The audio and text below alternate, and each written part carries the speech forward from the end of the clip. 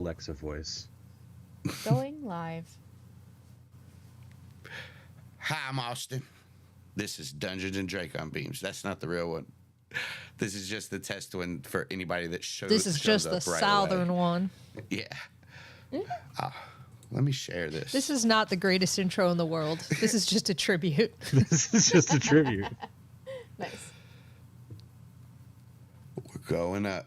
I'm posting the things. We're going up. Nice. Oh, I've just unlocked the new vamp skill. No. Start part of a song that people like, and I'll get at least a couple bars. Austin, I have a question. I'm having a major brain hiccup moment on here. All right. No, stop. Fort Perrin is the one we destroyed, right? Yeah. Hold Great, on. thanks. Now, destroyed seems like a powerful Destroyed word. the part. It's where you all took the lift down where the Pemelite ship was and that's fucked it destroyed. around. We fucked it right around. Taking an elevator, Yeah. that's destroying fucked up. something. Fucked it. There was blown up stuff. We went Totally inside fucked it, bud. There was no emergency exit in that elevator at all. as deep as we could. Okay. Fuck Go it right on. up. No, I'm just saying we fucked it. Okay.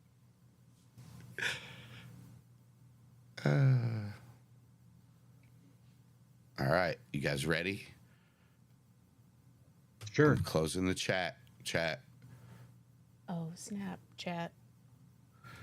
Oh, well, let me make sure we're live on Twitch. What are we doing? I'm just What double are checking. we even We are. doing? What is happening? What are you doing? All right, we are. We're good. Okay. Huh? Huh? Hey, real quick though, can you guys Yeah. hear my dog snoring? Nah. Oh. Okay, it's real loud. Real quick, you guys notice my alfalfa? It's not sticking straight up. Nah. It's Your from my alfalfa? headphones. Your Yeah. alfalfa? Headphone dent. Yeah. My alfalfa. Alex, have you never seen Little Rascals? No. Okay. What? Yep. That makes a lot more sense. Okay. Put it on the Patreon or something list. You're gonna have to put it on the list to watch with me. It suddenly. It's not good enough to put it on a list. Ooh, It's not. You bastard. Not good. Oh, get out. Nate. All right. Later.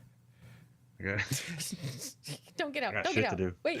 Come Hold on. on. Wait. I take it back. Hi, I'm Austin, and this is Dungeons and Dracon Beams. Yep. Question mark? Answered it myself. Okay. What's up with y'all? Nothing. Just Hanging out. Yeah. chilling, listening to a dog snore. Listening to Adele? A dog snore. Oh, does it sound like Adele at all? I don't think so. Oh, damn. Like the computer I company? don't know what she sounds like when she snores. I almost I said think smells. it's like... Hello. He's like, Nope. oh, Hello. fucking hell. She's like real. She's real cognate. Yeah. Anyway. Yeah. Well, this week for me was awesome. Okay. Good. Hell yeah. Good. This week Good for coming you. up, Why? Why was it so awesome? you don't even want to know. I do. but I desperately want to know. I cannot move on until you tell me why this week was so awesome. Yeah. big things happening for big Like what? people. Like what?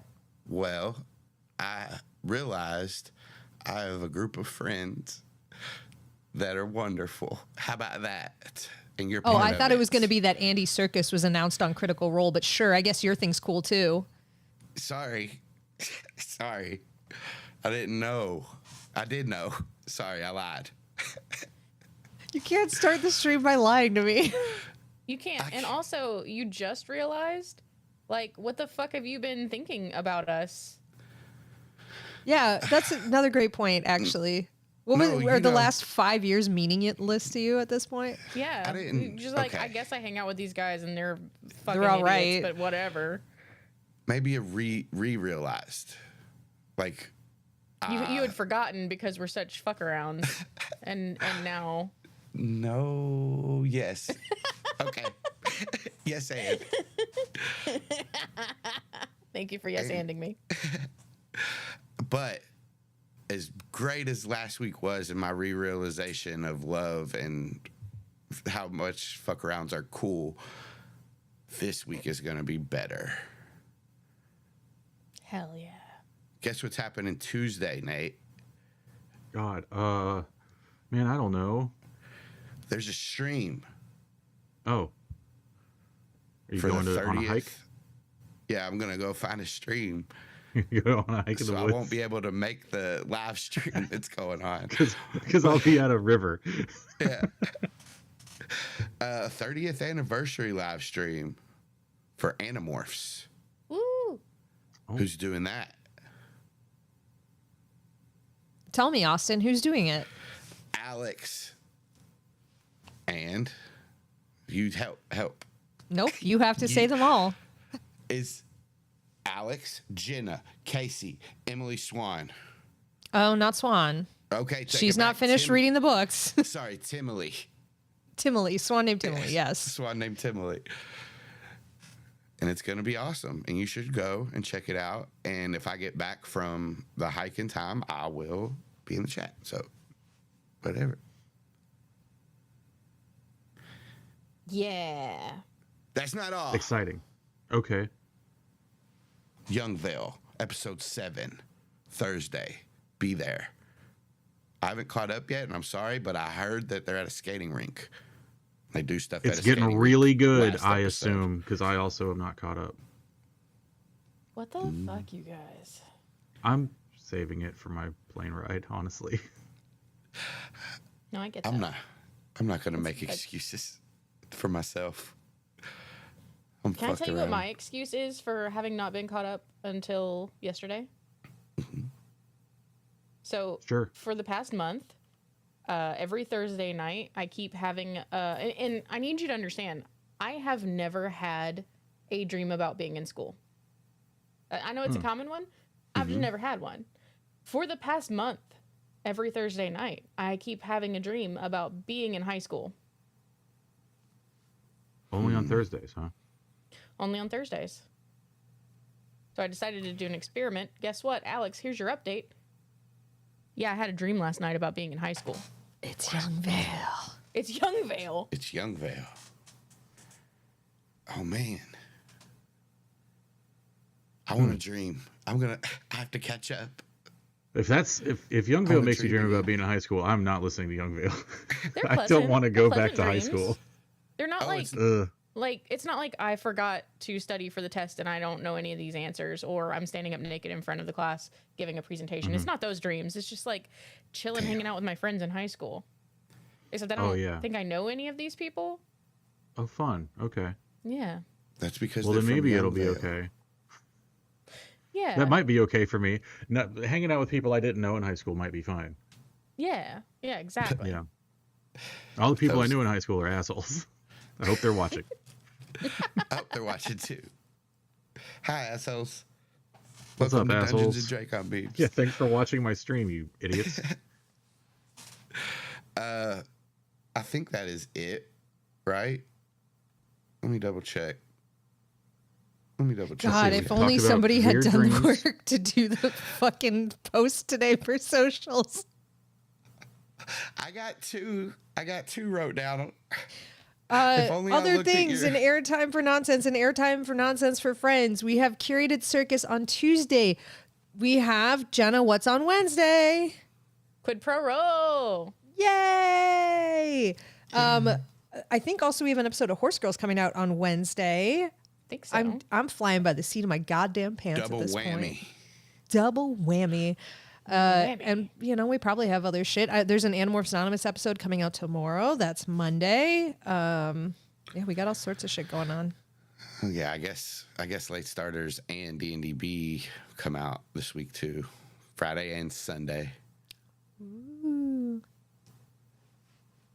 Yeah, Then packed week. then Horse Girls might have just come out because usually it's opposite weeks, Horse Girls and late starters. I was just going flying by the seat of my pants. Well, go back and check out the backlog episodes of Yeah, Horse it's Girls. The Jump by Natalie K. Reiner. It's a goddamn fantastic book, and we speak for a very long time about other media. As So we you get what you came often for. do. This book is so good. We're going to talk about other shit for hours. I mean, we It talked about it happens. for a long time too. We did. Okay.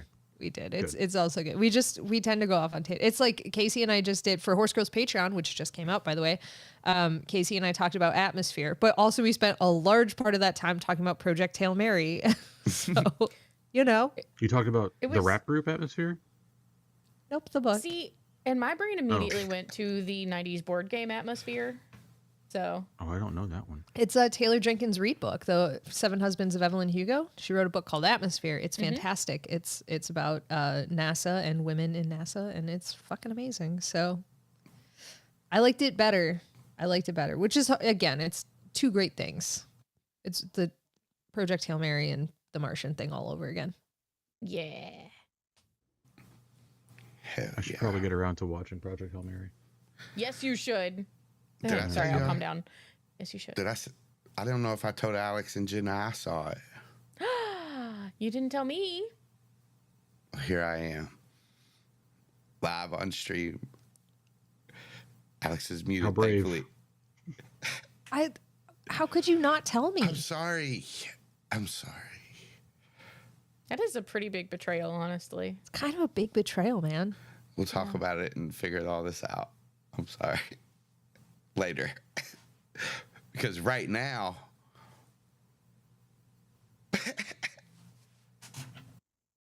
Oh boy, get ready for that tone shift. Okay. Disasters are most often experienced in quiet. Hork-Bajir watching blue numbers on a black screen, altitude, speed, fuel, those numbers oscillating wildly, silently. The data may be cause for concern, but it's not loud and it's not frightening. It's removed. A low hum of activity is only broken by the Hork-Bajir calling in a mix of English and Gallard for their superior officer to look at the outputs. Fort Perrin was in quiet, a reprieve from the sound of the buildings being repaired after the damage that was done. Radar looped across the screen in a clockwise arc, a ghostly green showing nothing, as it did every other night since the incident. The cadet kicked booted feet up on the desk, next to the console, leaning back in the chair and puffing loudly. A beep broke the silence, causing him to tilt forward and quickly as a large blip appeared. A cadre of middle-aged women power walk through the early sunrise. Sneakers on pavement scuffing is the only thing that breaks through the still morning air. Purple haze hangs in the sky, daring the dawn to break. Burning red steals it away, an indecent flare that cut through the dawn like a spreading wound, visually staggering, but the only sound were the birds which had only begun to sing. A blade ship tilted, faltered, listing. Even so, it made no great noise on the outside. Even if inside the wind howled and tore through the engine room violently, hurricanes clawing Maitea, a small bird, until she was thrown out into the sky. Another explosion barely shudders the dying ship as the port turret overloads and explodes, and moments later 2 small insects hurtle through the air, falling away from the ship. The nose of the blade ship, the hallmark of Visor 3, battle axe of the Yerk Empire, dips down towards the ground, a dying behemoth. 2 final beings exit the ship, a spider and a cockroach, airborne and spinning away in the airfoil created by the drafts from the ship. And then she makes contact with the earth and teaches us the meaning of the word earth-shattering. And that's where we are now. jeez, What's up, bro? my feels. All right. Maitea tumbles through the air as the shockwave from the explosion passes by to jolt her in the opposite direction. She tries to maneuver her wings to control her trajectory, but the winds are too strong. The body of the Kingfisher cannot do what she wants it to do. Before panic sets in, Maitea gives in to the Kingfisher's instincts and lets it take over the flying duties.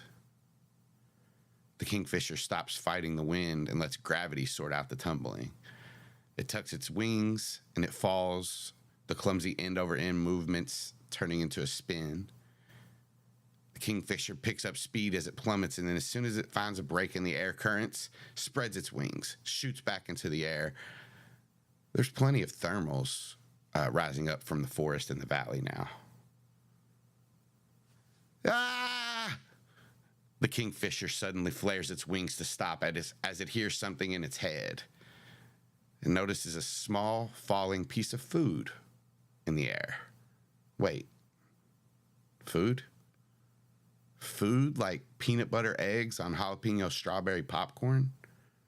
Human food from the humans? The human idiot? Cameron? Matea thinks the human idiot Cameron, who had saved her. Matea quickly scans around and notices more roaches falling through the air. The plumes of smoke still rolling in the background. She also notices a flock of birds flying right past her towards the human roaches. They will surely think they are food, she thinks to herself. She flaps her kingfisher wings after them as she joins the flock of robins. Zach, you're flipping end over end. Your human brain can't make sense of the lights and shadows that are swirling around through your vision. It all happens so fast. You strain to control the roach's body, but the force of the wind is just too much until you feel yourself get hit by something in the air. For a moment, you're not completely falling. Now, as the light and the shadows start to make sense to you, you can tell that you're still in the air, but there's a sharp pain in your back. Your roach antenna feel around. Your little roach stomach drops as a robin is flying with your wing in its mouth, or in its beak, and you're just hanging. The wind pulls too hard, and the membranes of chitin rip from your body, and once again, you're tumbling through the air. Robins all around you with one wing. Dylan and Savannah. The wind around you is chaotic. It's hard to make out anything with your eyes or even hear anything over the wind. But you feel the multiple legs wrapped around the chitin and tiny fur, the roach antenna patter across the pedipalps, two insects falling through the sky together as one being almost.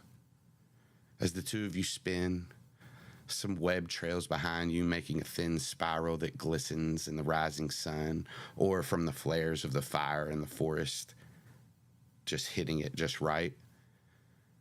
For the moment, it's just you two. Only you two. Together. Beautifully falling right into the open mouth of a robin below you. The robin snaps its beak shut as it continues to fly. And I don't normally request art corner art, but can I get that, please? Everybody roll initiative. I just want to be clear. How big are these cockroaches? Because to me, a cockroach is like this fucking big, and robins are like this big. I'm just saying. Nate, yes, and bro. I'm ending, but I'm not sure. I was about the immediately guessing. no-butting the size of that robin. Am I wrong about how big a robin is? Robin's like almost blue jay size. Are they? Oh, Yeah, thought I they were mean, so much smaller. Okay. European, like you're correct if you're talking about like your UK robins. Those are like that size. American robins are like blue jay Why size. would I be talking Yeah. about a UK robin? I wanted to give you the benefit of the doubt based on the facts Because you the gave UK me. Robin is the size that you are thinking. All right, initiative. He says, as a cockroach, because I guess I morphed a cockroach. Oh no. Nate, I think your mic's a little bit low. Oh, I was just looking away from it. Okay. That's all. Yeah, my bad, dog.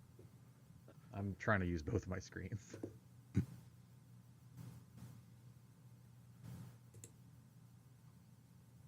God, I love rolling dice. It's so fun. I love how there's up to 20 numbers Whoop, and whoop. all of them for me are below 10.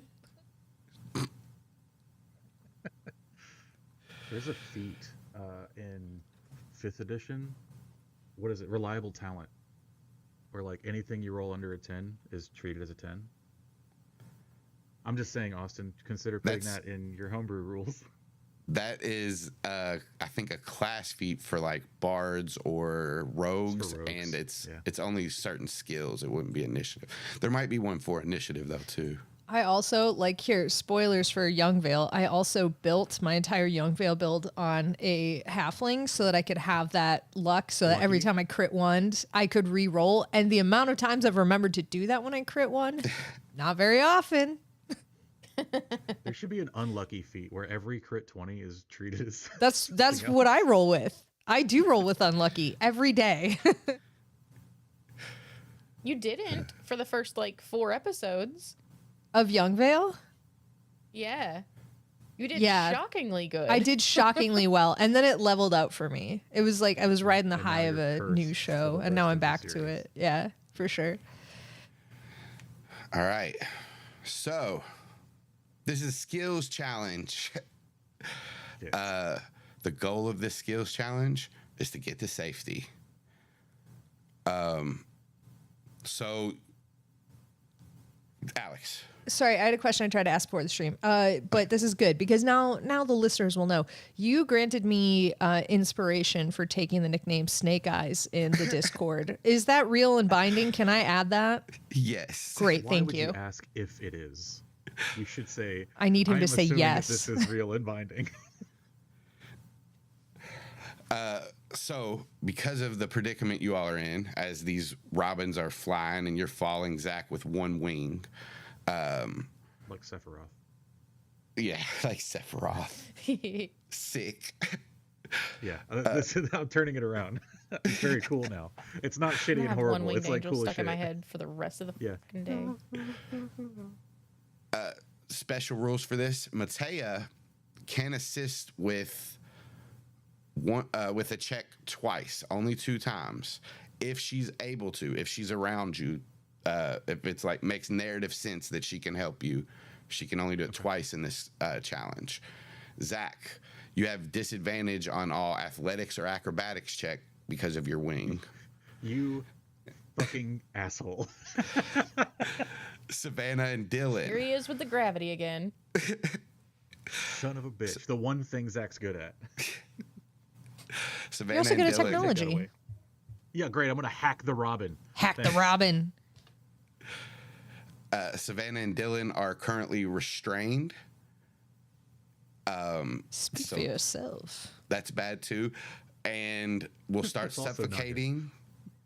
We'll start suffocating in 4 rounds. You're fine. Cool. Cameron and Aximili cannot assist you all in this as they are fighting for their lives too. All right, Dylan, you are up first, and with a natural 20 on your initiative, you have advantage on your first skill check. Hell Oh, yeah. shit. Let me tell you what I want to do and what skill I want to use, or what I want to use to do it, and you tell me if it's possible. Okay. Hell yeah. I want to build a great big ball of webbing, and with my back legs, shove it down this robin's throat.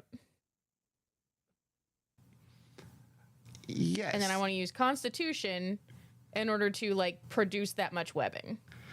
Okay, we'll put that as far as As far Part of as your far, it is coming out of the butt, so I get like it's what you're. butt web. web yeah. parts. Alex. I think this Wanna was add? too long ago, but I don't know that we ever did resolve what happened with all of the webbing that was saved from the button press after we pulled that off. So there's been a few more. There's been a since lot then. that's happened since then. I was just, throwing mean, it out there. Do you guys back before the blade ship incident? If you guys want to save this ball of webbing, tell me how you do it. Yeah, I never mind. don't know. I was just asking the question. All right, back. Yes, Dylan, you can. Do I think Dylan would have done that? Yes. Do I think Jenna remembered to do that? No. So fuck it. Yeah. Advantage. Advantage. Oh, not a. Don't raise the roof. Sorry. You start to produce web, and you feel like the already enclosed space that you're in start to kind of shoot out and get a little bit more cramped. You also feel the robin kind of move around a little bit as you start this. That is a success. Next up, Zach. Okay. The only thing that I have, because I'm like, how can a fucking bug fight a bunch of birds? I am going to, and you can tell me if this is, I guess it's performance. What I would like to do is thought speak my best impression of a red-tailed hawk screech. Yeah, you can. I'll let you do performance with that. Okay. Yeah, let's see. Okay. I'm gonna say. I'm gonna put it at disadvantage. Or animal handling. Because, I mean, I genuinely don't know, but that's what Zach would do in his head is like just try to go like. You can. I think with this, yeah, you can do either one, performance or animal handling, but it'll be at disadvantage. Just because it's like in their head and it's like you trying to do a screech, but yeah. I do have advantage on performance normally, so flat roll. Okay. Yep.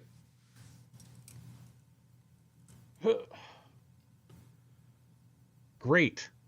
Excellent. Love that. I, in my head, go, red-tailed hawk noise. You hear, what? From one of the robins. From Cameron. No. I thought for sure you were going to say, and you make an eagle noise. And I was going to, that's where my brain went. That's even better. Cameron would be the one who's like, why didn't you make an eagle noise, bro? That'd be way better. Just all right, so that's a nat 1. As you finish red-tailed hawk noise, everything seems to like just slow down for you in the air until you get smacked by a robin. You are now in the robin's beak flying. That is a failure, and it's a natural one. Did so I get skewered by the beak, or did it gromp me? Yeah, like horizontally has you in its mouth. Like you're so it's like Alex would eat a corn on the cheese cob. stick. Yeah. Yeah, the way that Alex eats cheese stick. Exactly. Thank you for describing it appropriately. That should be an emote for the channel. Just a cheese stick with a bite mark out of the center. I feel like Alex would hurt me when she I'll do it. me. I don't give a fuck. You'll hurt me? No, I'll make it doesn't matter. All right, so that's a fail. 2 as a natural 2 fails. 1. That's right. Yeah. How many till I die? Oh, not many Is more, it 4? brother. 3 or 4? Don't put a number on it, bro. Oh, okay. Well, I mean, I'm just, I could go back to bed. That's all I'm saying. Like, Savannah. What up? You are still clinched to Dylan, but you cannot move at all. Let's look up what all restrain does for both of you. Okay, and then once you're done with that, I'm going to need you to describe further exactly how this beak configuration is happening. Okay.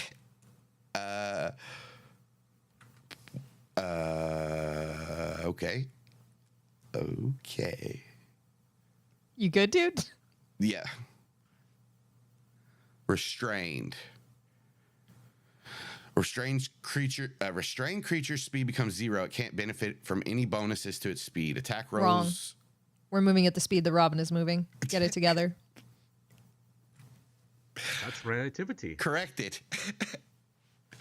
Attack rolls against the creature have advantage. I would say the robin trying to attack you right now has definitely disadvantage because you're inside its stomach. But in general, advantage on attack rolls against you, and you have disadvantage on attack rolls against other creatures. You have disadvantage on dexterity saving throws as well. I have a very important distinction, and I'm not just being pedantic. Are they in the stomach or are they just in the beak? Yeah, I need to know that too. So, as that light closes around you, immediately you feel like the muscles trying to push you down. So, like your heads are like in the beak. The rest of your bodies are being swallowed. The webbing, you feel that start to come out just on your little legs as it's like starting to build up, and you feel the robin's movement changing a little bit. I'll say your antennas, one of them is moving around inside the beak. The other is still kind of feeling right outside the beak. So it's like still connected, but it's outside.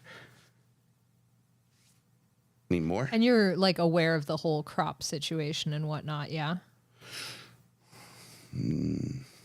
No. You looked into like robin biology before starting this stream, right? Little. A How little. big are they? Where they be at? And not flocking. I know that. You sure did not look into behavior. Well, maybe they don't normally flock, but when a huge explosion happens in the woods, maybe a bunch of them will end up grouping up as they get into Birds the air. are known to love explosions and to go straight for them. So that They're makes going. sense. They're moving away from the explosion. In a group. I mean, Sorry. maybe just how that happened. So if you throw like a rock into water, the water all spreads out different ways, but some of the water groups up and becomes a splash. That's what I'm thinking is going on with these birds. This Okay. world- Birds Like, and is water, it- Sure. famously the What- same. Famously the same thing. What is hold on. In Austin's defense, what season are we in? It's Aprilish. Spring. Oh, nope. Can't defend you. Sorry. It's also hummingbirds like honey in this world, and frogs can breathe underwater. You can't So- change the laws of migration to suit your whim. Yes, you can. Migration. Oh, okay. In that case, I can't fucking control gravity either. Yet you do. Yet I do. The fucking birds flocking together, robins, just like ducks. It's a really cold April, right? Yeah, it's a chilly April evening. Okay. It's Morning. snowing. Fine. Do you want them to be a different bird? Think No, about it. I think you should do what you want Would to it do, matter? man. No. Think about it. Think like what? What do you mean think about it? Whatever whatever birds you want these to be, they can be. As long as they kill you. What bird would actually be the most appropriate, Alex? I was thinking seagulls, but you tell me. I I'm mean, not a we're birdsman. in a forest. It's like robins are possible. I'm more concerned about like the sort of flocking action and the like desire to eat while running from an explosion. It's That's why fine. I was thinking seagulls. This Because is they're garbage fine. disposals with wings. Yeah, but they wouldn't be out this way. They wouldn't be in the forest. I mean, we're coastal-ish, right? So we'll stop ripping apart your monster decisions any second now, probably. No, I you mean, won't. it's not like Animorphs either. So, It's not like Animorphs what? to be fair, got every animal fact right. I They mean, didn't. aside from the knees thing, I feel like they were usually pretty good. Hey, maybe there's something going on that only the DM knows about that's Ooh, causing these sure. robins. Oh shit! All these robins have Drones. yerks in their Got head. Oh God, another podcast where you have to talk about how birds aren't real. They're government spies. Great. Original. Love it. They are government spies, but this government is an alien government run by slugs. Okay. I have a thing that I would like to do. It's my turn, correct? I've Yes. lost the thread on what we're doing here. Awesome. Okay, so what Savannah would like to do is to use all of her roach legs to grab the hole that's at the back of the tongue that goes down to the airway and hold on right there and try to grip. And then I want to use my wave of wisdom to tell Dylan to start demorphing. Savannah doesn't want to do it because one of us is a bigger crush risk than the other. So, yes, that's what I want to do. I feel like You're they within both 30 got a feet. crush risk. I mean, not right now. Sorry. Now it's life so and sorry. death. So that means that anytime that Dylan makes an ability check or saving throw, you can add my +3 to that roll. So do you want to use? You can use to close it athletics or strength. I think those are bad. Not to close it. Or to hold it. Hold on. Yeah, hold on. Yeah. Yes. And I do have an ability that is under my cockroach morph called Spider Climb that I would like to use for this. Okay. So can I? I'll give you advantage on it for using that Sick. spider climb. Sick. And then it's strength, you said? Strength or athletics, whichever is higher. Like you might have proficiency in athletics, which I know you don't. So yeah, strength. Sorry. That's okay. That's okay. I just got to ask. You grip tight, but the muscles of the robin are still trying to swallow you, and it's hard to like hold on. And the saliva in there, it's kind of affecting the How much stitchiness. fucking saliva do you think a bird has? 0, I guess, the way you said that. It's not 0. There is a mythical component that I can tell you about here, but I won't, unless you want me to. The mythos of the robin. Yes, give it. So there's when the Norse gods are forging the chain that holds down Fenrir, the giant wolf. One of the ingredients they had to gather 6 impossible to find ingredients, and one of them is the spit of a bird. Easy. I could do that right now. Just saying. Yeah. All right. That is a failure. Yeah. Yeah, it would be. Of course. Top of the round, Dylan. Yeah. So Dylan's gonna think, Demorph, it's so tight in here. What? And she's gonna start doing it just instantly. Yeah, you can roll a Constitution, check to speed it up and add that wave of wisdom.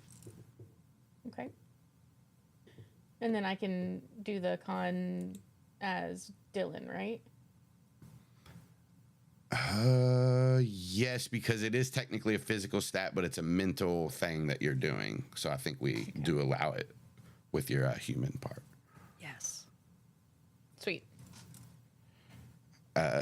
You feel everything inside start to get tighter and tighter as Dylan's Pippin body starts to grow, and the robin's moves shift even more. Zach,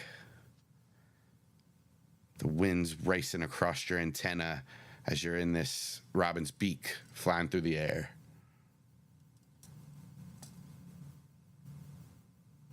Okay. I would like to know how are the cockroaches' actual natural defenses like represented here? Normally they have like a nasty chemical taste that birds don't like, or they have like they kick really fast and with their legs, which are all covered in spikes, and birds don't like that either.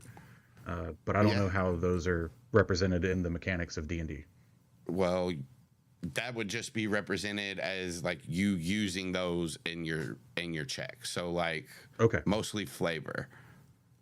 Got it. So I'm gonna roll for bad taste. How do I roll for taste bad? All right, so you can't roll the same one you did before, so it can't be performance. Could it be Constitution? Like, I would like to excrete nasty taste. I'll say it could be Constitution, but that one will be the roaches. The roach's Constitution? Yeah. Okay. It's not bad. It's a +1. Let's try it. I'm gonna roll to stink.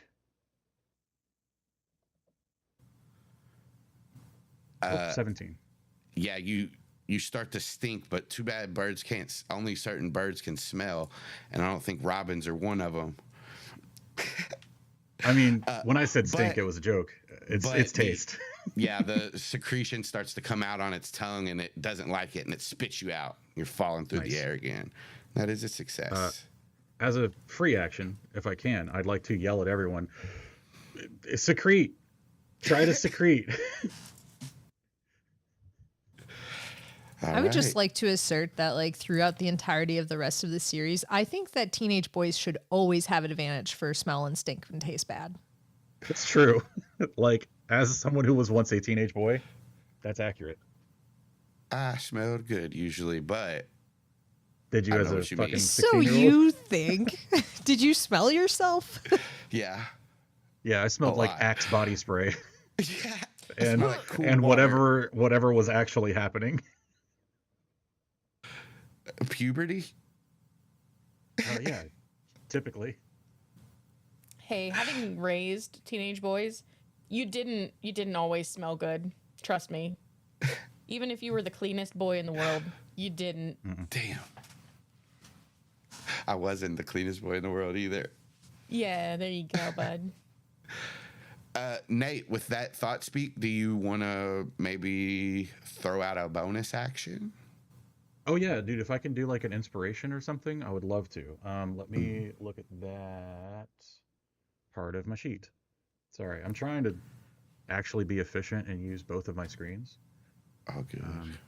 But one of them is way the fuck over there. So Savannah, you're on let deck. me see. You're looking for a bonus action, you said? Yeah, I think your bardic inspiration is. Yeah, I'm looking at it. Inspiration. It is a bonus action up to 60 feet to one creature. I'm just going to provide it to whomever. You got I think my instinctive thought would be to give it to Savannah. Okay. Savannah, you hear that in your head as it is your turn. Gross. You hear your friend yelling, "Secrete! Secrete!" Yeah, Savannah will take that on. And I mean, she's already trying to like grip onto the tongue here. We all want to use animal handling for this though. Okay. You're so gonna make me use Constitution, aren't you? Nope. I was just Okay. gonna say you can't use Constitution because Zach just used it, and you can't. Oh, it's use not just our strength. own; it's other Yeah. people's. Okay, got it. Yeah, maybe I should have told you all that already. It's but fine. I I've been writing didn't. down the rules as you've been telling us. I'm just updating it in the doc. It's gonna be great. It's fine. But I'll allow animal handling for this one because that was one of the, or no, that was the last one. But yeah. And I animal think handling go. The way that she wants to use animal handling is like specifically once again like looking at the tongue, like knowing the tongue, knowing the way like everything is configured. Your tongue basically has like different regions where it tastes, so she wants to try to like optimize this by using that to do the worst possible secrete. Zach. Okay. I assume I can use Savannah's for that or does it have to be the cockroach? What do we Is do? it- It's kind of a is half it and a half, mental? isn't it? Is it a mental stat? Using like the knowledge of the animal is mental. The secretion itself is animal. So what do you want I think you can justify this one as mental. as mental? Okay, then I'm gonna do that. And I have it flat roll. Do you have advantage for anything? I have advantage on animal handling. Zach just gave me a bonus. I don't know how that. Inspiration. Okay. So no, yeah, you're. It's advantage with inspiration if you want it. Sure do. Unless that'll. Does the inspiration have to be applied here, or can Doesn't. you say You have it. I think Okay. you have it up to a minute or a 10 or something like that. Yeah. So I mean, it's a regular inspiration point given to you by basically a bardic ability. So you can Okay. choose after. I already have advantage on animal handling, so I'm gonna go for it. All right. Oh, God, I'm not on the screen. I don't know what's happened. come on, snake eyes. All right. 26. I can do one thing. You want to describe this to me? You all both get out of the robin. So just you want to describe that? Awesome. Yeah, it should be great because Dylan's weight should already be causing the robin to start to lose altitude as we're falling out of its mouth. And then Savannah is able to get it to open its beak and they're able to tumble out. And, we've already been descending, so not as high. Are they still intertwined? I think Or- so, yeah. Yeah, because I was just given the option if you guys wanted to untwine.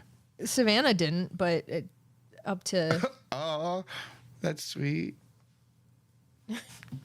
Dylan's like, hey, don't take this super weird, but you smell really nice. I think that's a good thing. It would be bad if we were human, though. Jenna, inspiration. Okay. And it's That was your private turn. thought speak, right? Yeah. There's no way to know. Okay. Hard yes. Just making Private sure, thought because speak. otherwise Zach is all over that.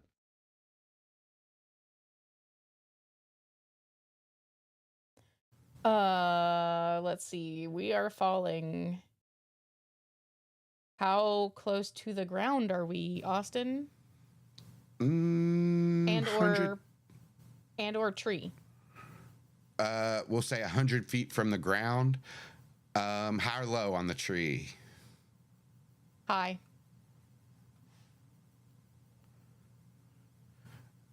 Yes. Yeah. 60 feet from the tree. That's not okay. I'm gonna start like angling my body toward tree, All right. You like a skydiver, just positioning and flaring my various legs. I'm Yeah, gonna Trying to create bust drag. in real quick because I have a reaction I can use to give Dylan inspiration as well, using my infectious inspiration. Is that when someone successfully uses your When inspiration? someone is successfully inspired. Okay, so yeah. So yes. How do you do that? Oh god, no, I lied. When I read further, I'm sorry, it says when a creature within 60 feet of you adds one of your inspiration dice to its ability check. Okay, so Okay, as soon as Savannah uses hers, Dylan is going to get one. Cool, Sweet. cool. Acrobatics, Dylan? Okay. That's Dex. And you all are no longer restrained, so you don't have a disadvantage on it. That doesn't matter. So you try to spread, and the wind is just shooting up, and your little legs bend back behind you. That's not good. Nate. What do you I do? just am didn't see it. picturing like 8. Yes. You give that man inspiration. Yes, inspiration. I'll take For it. anybody listening, is he did very floppy arms to Wacky waving signify inflatable what- arm flailing tube man what times Dylan's legs 8. are That's what's doing. happening behind Dylan. That's what's happening behind Dylan, and that's what your little roach vision picks up, Savannah, like little shadows and almost pixelated version of that. You're up. The continent. Wait, no. Did I skip Zach? Yes, I did. Sorry. You Savannah. sure I don't know, you did. just said a continent, and we didn't know what you were talking about, so. Did I? He was like, Europe, and I was like, Asia. Like, Yeah, you're up, Zach. cool. I'm out of a No, you have to do it with a now. European accent now. Oh, sorry. Which one? There's so many. You're up. Yeah. You're right. Choose. Eurasia. European. I'm out of the mouse now, so I will be falling, free falling. This is a pan-European accent. It's terrible. I want to use acrobatics to go against the roach's instincts and just become a bullet. Ooh, that is I'm an gonna go- amazing idea, and I'd love for you to be able to do it, except Dylan just used acrobatics Cool. / dex. Yeah, you're right. So I can't use any dexterity? That's one of the disadvantages of this. Well, no, you can use other skills that rely on dexterity, but I think that's like stealth or sleight of hand. Yeah, Because- God, yeah. is there another one that I can do? Like, could Well, but you're going against the roach's Against the instincts roach's to do it. You instincts, could that's the other- do a mental one. Yeah, make you it a could. oh yeah, because Zach's so fucking good at mental stuff. Great idea. You can charisma I'll yourself. go with. Is it He intelligence? lies Would it to be himself. intelligence to do that? I'll let intelligence be that. Animal handling, intelligence. Either one. Okay. I'll go with an int. An int check or an animal handling check. Mhm. What do I get for animal handling? I think it's a +4. Let me look. It doesn't matter. I Alexed it. You Alexed it so bad. Yeah. Damn, Snake Eyes. There's you a new inspire Snake Eyes in town, This is what you bitches. get. You said you wanted the unlucky. I sure did. I didn't say I wanted it. I just said it should exist. Fuck you. This is how it Can starts. I use my inspiration that I got? swear. Not now. Oh, Yep. you got to declare it ahead of time? Yeah, you do, and we've been loose on that, but you really should No, that's fine. declare inspiration before. Cool. I try to make myself into a bullet, and instead I fly right into a robin's mouth. You know what? Okay. That's what I'll do. It's this failed so hard. One of the robin isn't even trying to eat me. He's just singing, and I'm just like,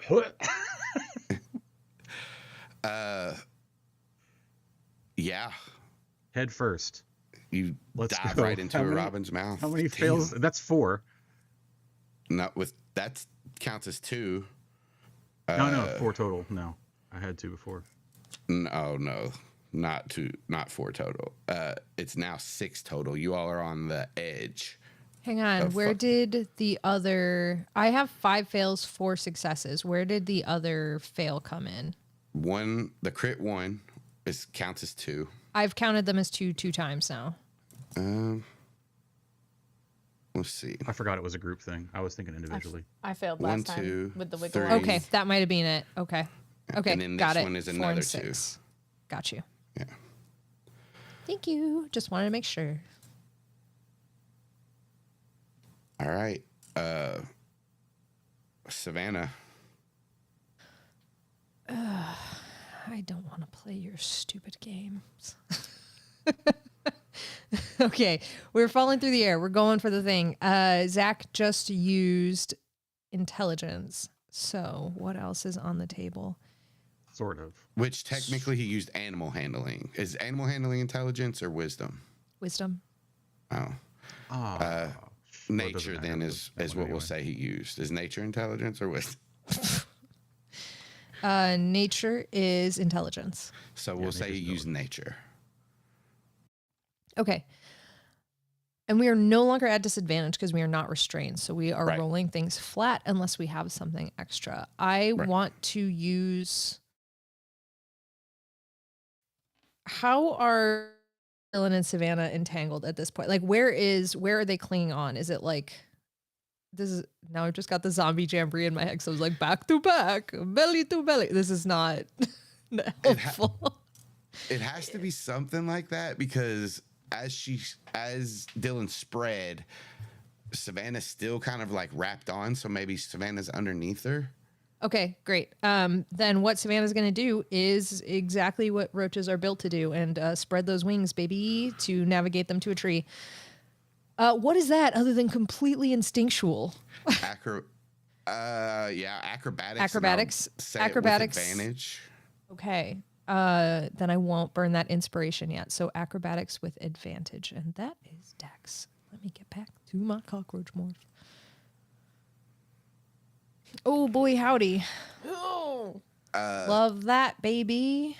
Now, were you disconnecting from Dylan? Nope. So yeah, you try to bear Dylan's weight as you flare your wings, and you all just start spinning out of control now. 1 second. Oh, I thought you were going to do something like nefarious and important, not No, that you were just choking to death.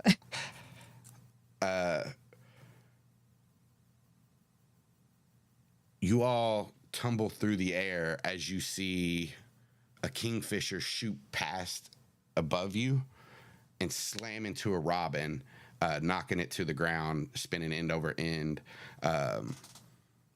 and it lands on the robin and is kind of like fighting with it on the ground as you see the robin end up spitting up a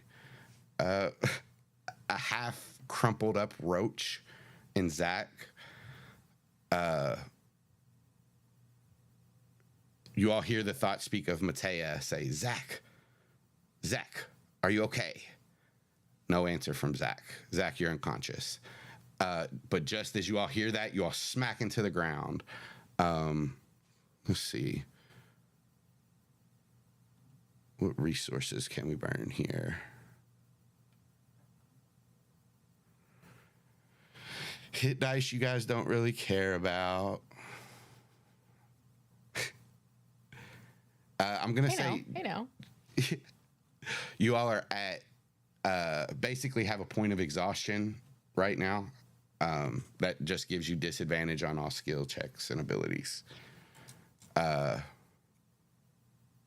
Skill check failed.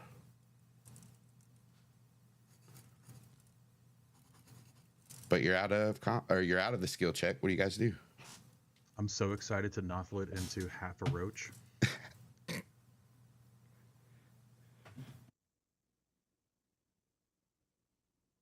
You want me to roll something? You want me to roll like a death save? I was waiting, but yeah, go ahead. Okay. Just a flat D20, right?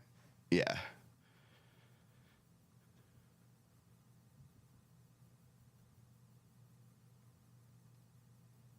Brr, brr, brr, brr.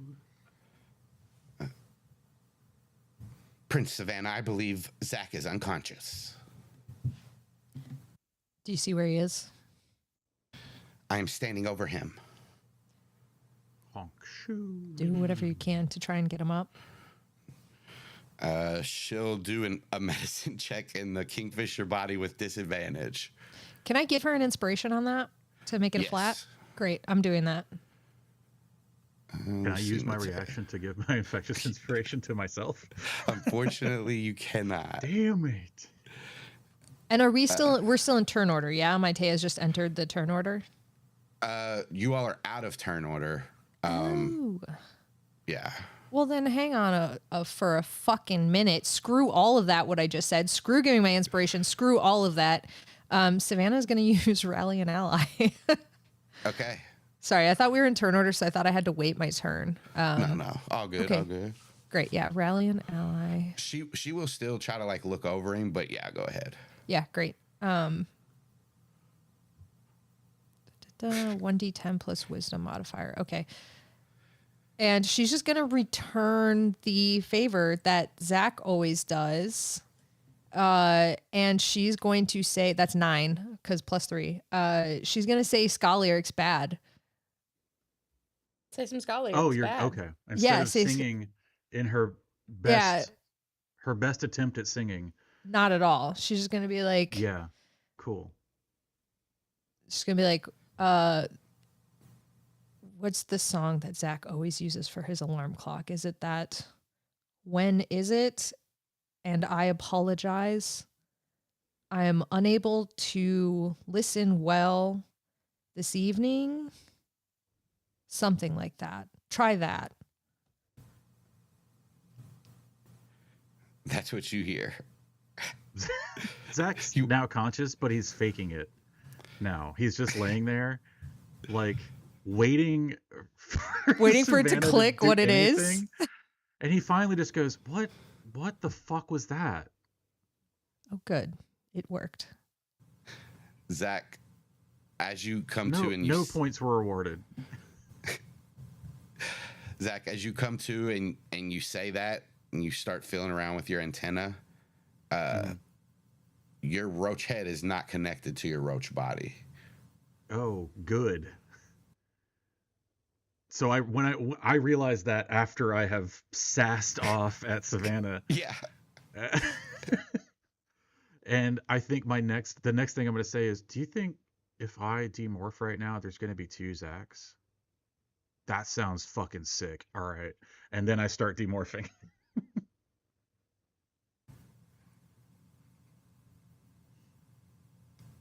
What do you guys do? Are there 2 Zachs forming, or is it just the one? I can't Savannah's tell just yet. quietly to Dylan, like, I hope there's just the one. Rude. You just hear like snorts and laughter back.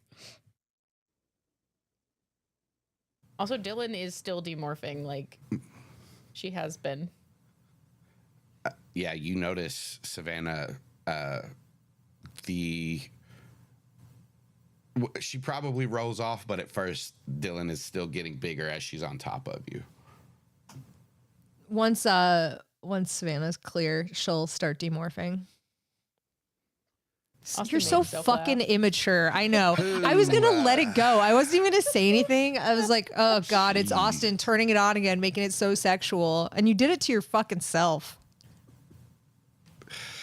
Does exhaustion do anything to our morphing? I don't think it does. And you're good. You were unconscious. I'm sorry, Zach. You didn't have the exhaustion. Nice. I had a That was nap. just those two. Yeah. Rude. Falls, has his head disconnect, isn't exhausted. No, It's fine. I'm fine. Feel fine. I'm ready for some Starbucks. A minute later, Okay. all of you all are demorphed. There's not two Zachs, and the Son of a exhaustion is bitch. gone. So There is which half of half your did I body- morph from? The head. Okay, so there's a little bit of roach body left. Mhm. Okay.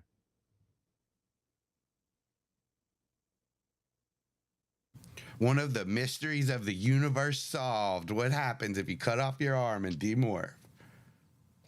Dylan just we've already talked about that. but he Dylan kinda just ate walks it. up and goes, Established. "Oh, is that you? Gross." No, that's yeah, I think it was. I think Zach very quietly like scrapes a little hole in the ground and like pushes the half a body into it and like buries it over. As you, So, it's so absurd. Cameron's standing right behind you as you stand up. He takes his hat off. You want us to say a few words? No, shut up. Here Fuck lies off, half no. a Zach Roach I boy. shut up. And I push him like in the shoulder. he laughs.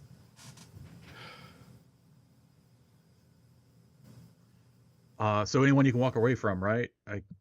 Pretty good landing. Is the forest just on fire behind us? Like, Not directly behind you. There are plumes of smoke still coming up and noises in the distance. It crashed a ways away from you. So Yeah, but Yeah. we haven't walked away from it yet. I think we need to get out of here before this forest is crawling with controllers. do we need to check that and make sure everything that we intended to happen happened? I don't know that there's a large chance that there's survivors, and I don't know that we want to be in the area when the Yerks start descending on this thing. Okay. Just checking. Are we morphing again or are we just walking? I think we should morph. Just in case they Okay. start scanning, observing. I'd rather not be Sure. seen. should we look for Xander? We should look for Xander, but that's also probably done best from the air. Right. Okay. Bird. It's daytime, right? It's early Early morning. like- morning. It's so you all got here for the launch at 5, a little bit before 5. It's just now, like Aximili will say, it is almost 6 a.m. Earth time. Were my prose about the dawn and the depravity of the explosion tearing through the morning sky not enough for you? I don't remember anything. I just wanted to check. I start turning into a hawk. What's everybody else going? Hummingbird.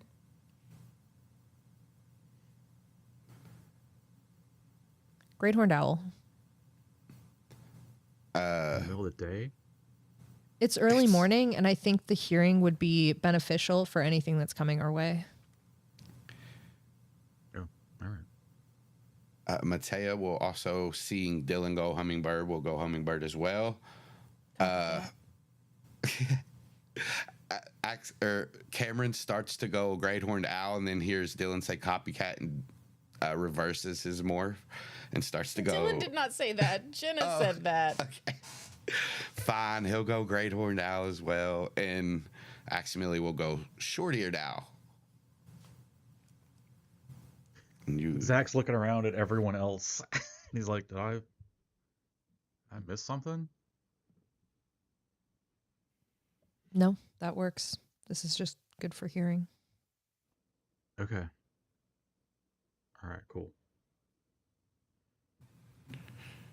You all take off into the early morning sky, the crimson clouds rolling in the distance, flame causing the thermals to rise up even Red sky at dawn? distances. Blood has been spilled this evening. Yes, Red Dawn with Crimson Hemsworth or Patrick Swayze, whichever you prefer. Did you just say Crimson Hemsworth? Yeah, Crimson Hemsworth, God, dude. the new Thor. All right. As you all get into the air, start to fly back towards the city, roll perception checks, both hearing and sight-based. I want sight. Because I have advantage.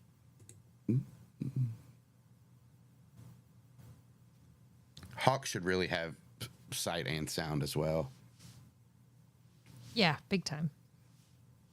So yeah, you're with advantage. You gotta Quick, Man, you gotta roll. sight. I think you should just keep clicking it. I was like, I'm certain that would spawn the dice, and it wasn't doing it. And I was like, is my shit broke? It Sorry. should, but No, but I loved that you kept doing it. I really just thought my shit was broke. I was like, what the fuck? I've done that. Oh God. Did you All right, roll whatever. a 9? Fuck you, man. Eat shit, man. I rolled a fucking 5. And that was my better roll. My other roll was a 3. My D20 is broken. It won't go over 10. Savannah, you are scanning the skies. Scanning is mostly the skies. You're missing the ground more because you're focused on the skies, waiting for another ship to just fly through to clean this up. So you don't notice what Zach and Dylan notice. On the ground, in the tree line right before it breaks into the plains that lead back to the city, there is an Anubis-like robot form kind of standing behind a tree. And you notice sitting near it is a shackled Sierra Rose. Her eyes are closed. She looks exhausted, but she's breathing, even if it's shallow. By her side, a small reptilian alien with feathers. He seems to be comforting her as his hand is on her shoulder and just like leaning in towards her. And Xander seems to be, you see his like robot, like dog head looking towards where the explosion is.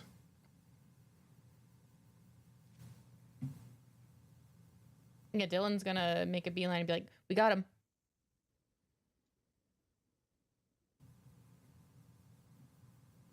Savannah will follow, trying to quietly go down to like the tree above them. You all can roll stealth checks as everybody goes Can down. we- I'll get. Sorry. I don't think Zach's trying to be stealthy at all. Yeah, I'm gonna Yeah, land just directly lands. on Xander's shoulder. Right on his head. Savannah will be stealthy, but can we also like start to, at least the owls start to hear what the little raptor creature is saying before we get there? Yeah. He's going. Can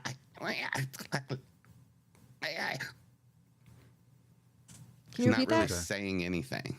Yeah. So I had I had one language left that I'm gonna learn now. What does he say?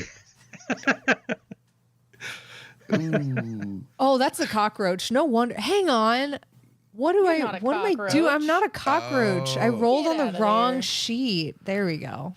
No, it's still crit one, baby. I have advantage, so it's a advantage. 22. You do have But Okay. advantage. it's incredible how I can roll a crit one every single time. That kind of consistency is hard to come by. Xander does not move his head to like look at you, Savannah, as you land.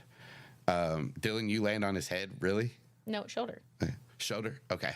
I said head. Yeah. Do you land on his head? Yeah. Okay. He doesn't move. Fuck him.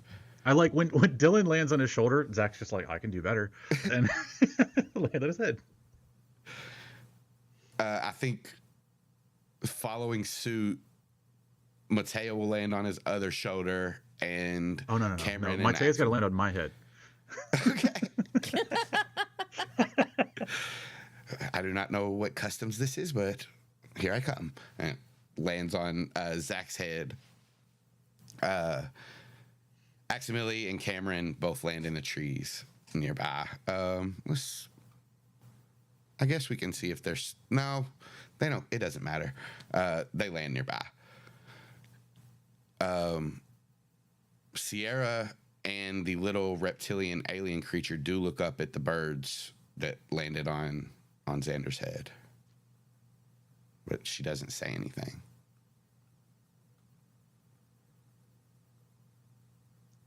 Savannah's going to keep it to the team and Xander and just ask what's going on. After just a second of him still staring towards the crash, you hear dampening happen, and it cuts off where Sierra Rose and the little alien creature are. It also cuts off Zach and Aximili just based on where they landed, but Savannah's in it. Wouldn't it be You mean easier Axe to just put Cameron. Sierra Rose and the creature in a bubble and not everyone else? Do you say that?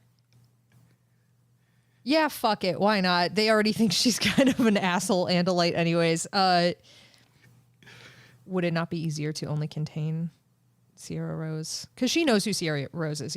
Yeah, Sierra Rose and the alien creature. After a second, you hear the sound come back on. And then, weirdly, with your all's hearing, since it's so good, you kind of pick up the lack of sound at this one spot. Yeah. And then he says, so many lost, and the war. This war is disgustingly deadly. Millions of lives destroyed in minutes, and still more to come. Of that, I'm sure.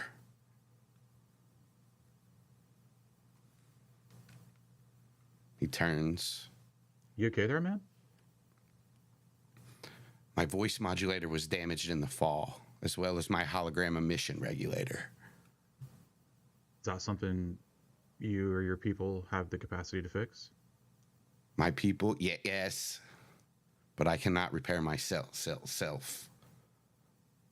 Got it. I'm How can we help get you fixed? I'm afraid there is no way. I'm no longer part of the cheat network. Nor do I have access to Pemelite tools and parts. There's no human technology that can replace what I need.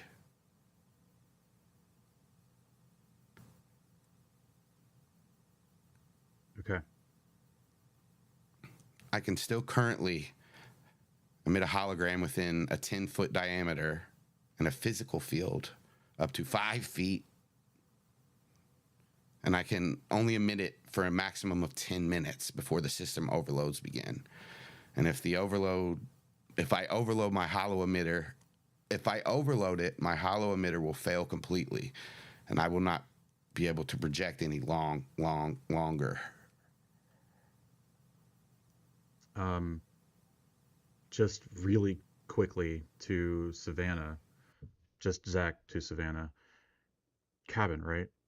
He can stay in the cabin.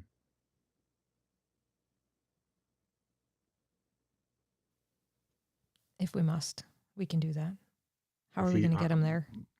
My first thought was that he could take these two to the Chi place, but if he's not allowed back, then he'll need to take them somewhere. Cabin seems like the next best bet. Yeah. And I don't think we can take Sierra Rose at least to a hospital or anything like that. They would just Not reinfest currently. her. So we need Yeah. his medical expertise.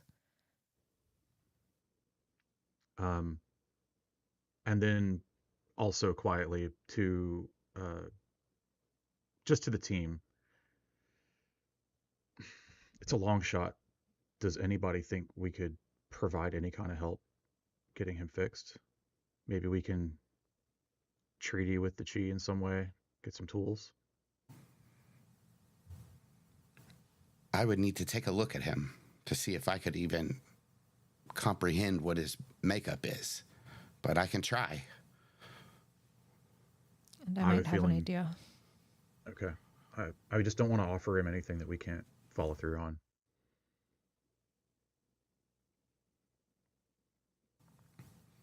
I mean, unless Savannah starts to speak, Zach will just continue speaking to Xander.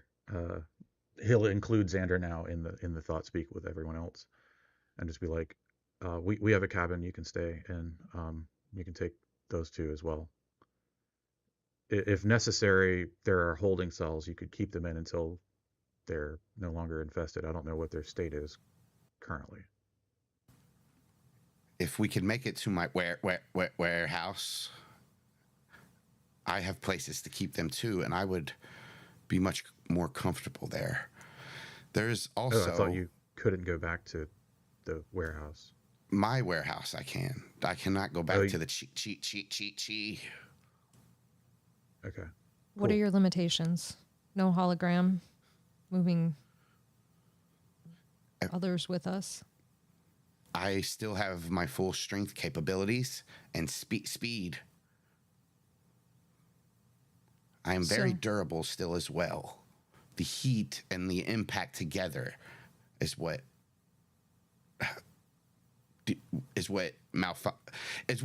hurt my emitters. God, he's What do getting you need worse. from us to get you there? I believe I could sneak on my own. Maybe an eye in the sky Yeah, we'll cover you. would be nice. As you all are having this conversation, you see Sierra Rose has now stood up with her space binding cuffs still on in front of her, and she's talking, but you can't hear anything that's coming out. Xander, are they safe to uncuff? I do not know them. Okay.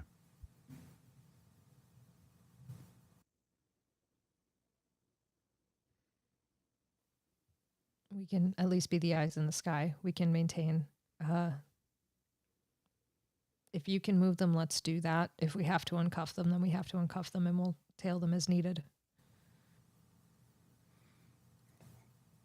Would you like to speak to them? Not yet. I think we should maintain that anonymity for as long as we can. If they think that we're Andalite bandits, depending on what they know, I'm unsure of what they're even aware of. I'm unsure of the capacities of the smaller alien, or even what it's called. I also do not know. You see, the Andalites give you private thought speak. We have never seen this alien either, Aximili says. I also have not. Then let's be more cautious than not. The little Can we hear- alien also has Sorry. space cuffs on. Can we hear Sierra Rose and the little alien or no? It seems that whole area is dampened, so she is Okay. still I didn't know talking. if and it was a if you one-way guys thing. want to roll insight checks, Sure. I can read lips, actually. So, Can you really? Like, is that one of the things you yeah, took? Hell yeah. 100%. Yeah, that's one of the things. I think it's part of linguist. Linguist. I'm going to double check, but uh,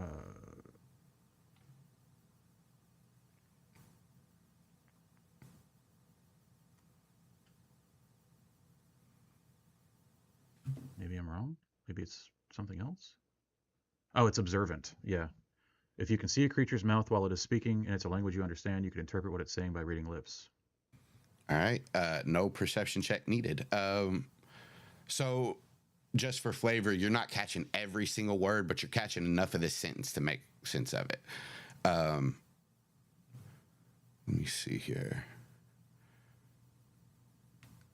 You hear she's saying, "Listen to me. There's no more time. The Yerks will be tracking me." And she like lifts up the cuffs. We have to get these off. Immediately to the team, Sierra Rose is saying that the Yerks can track through the cuffs. We need to get the cuffs off. Someone asked if she's a Yerk. I mean, we can ask, but I don't know that we're going to be able to trust her. Now, Zach does have ear for deceit, so I can also use that. But Nope. If you ask directly, you're gonna know. okay, And there's a secondary action we can take. all right. Zach will just fucking ask then. So if Xander's included in this, he is going to drop the sound barrier. I don't even need him to, frankly. But, True, but to hear what she says, yeah, you don't need him to. That's right.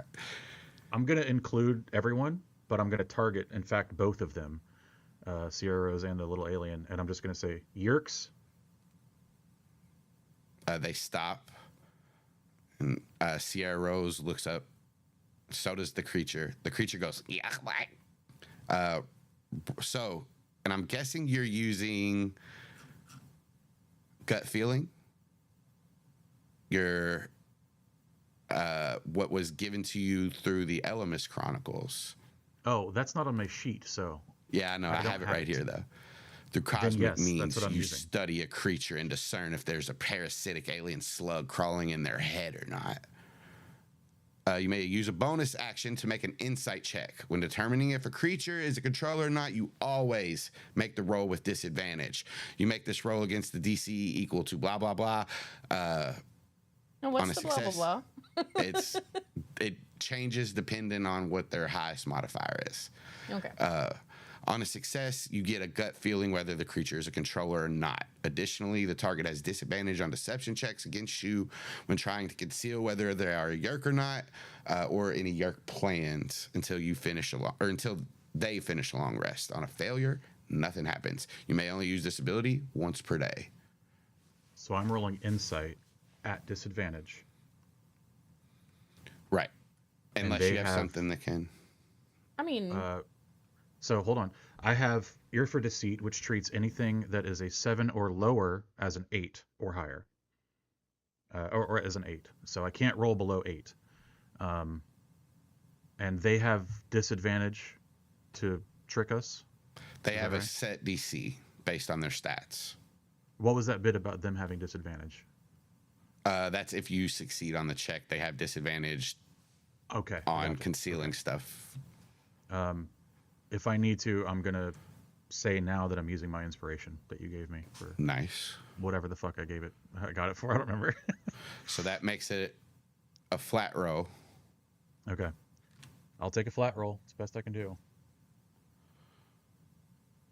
So it is an 8 plus. It's an 8. 1. Well, plus 1. Yeah, so a 9. So 9. Anything else that you can add? I really don't think so, but I'm gonna double check. Can I You help? give me Wave of Wisdom. Yeah, I can give you Wave of Wisdom. Yeah, you can. Yeah, because I have 2 more uses. Okay, yeah. Cool. Yeah, I'll give Zach Wave of Wisdom. Okay. So that adds 3. So 12 altogether. Yeah. No, I have hang on. observance. Hang on. It's a +5 bonus to your passive wisdom perception, so that doesn't help me. What is my intelligence? Add my And Savannah- intelligence. And Savannah also has Due ear to Flash for of deceit. Genius. All right. Flash so of Genius lets me add my intelligence modifier if I have told someone the action to use. Which works. straight up. So Dylan did. So add 2. is that a 15 altogether? Mm-hmm. All right. 15 succeeds. Nice. Sierra, or which one are you doing this on? Sierra Rose or the? I think Sierra Rose is the only one I can I figured. reasonably do it on. I Yeah. figured. It's a real deceptive. Yeah. She says, as you say, yerks. She says, Andalites, but it's questioning, and then the way she says it isn't a sneer like a yerk would say it. It doesn't come out as like gross and hate filled. It's actually a little bit of hope in it. And you have the gut feeling Sierra Rose is not a controller. So I just say to everyone except those two, she's clean. What about you, little dude? Cameron will use gut feeling on the little reptilian thing. If I can so offer a help action in any way, I'm gonna say to Sierra Rose, this is what I was gonna do anyway. I'm just gonna ask her, now that I know she's clean, is he clean? She nods, so yeah, we'll let that go. So it'll be a flat roll on him just to. Okay. I'd also like to listen to him. I guess I can't do that. Listen to him.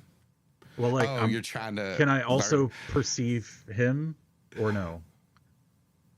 Like what? Can you see him, or can you use?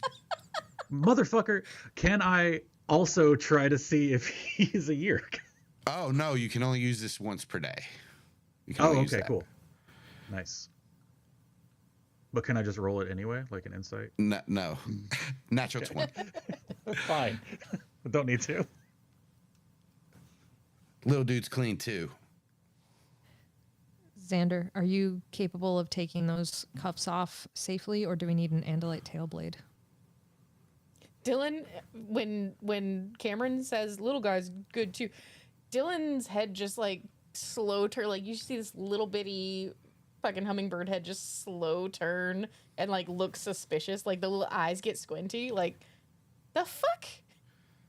Why else would he have the cuffs on?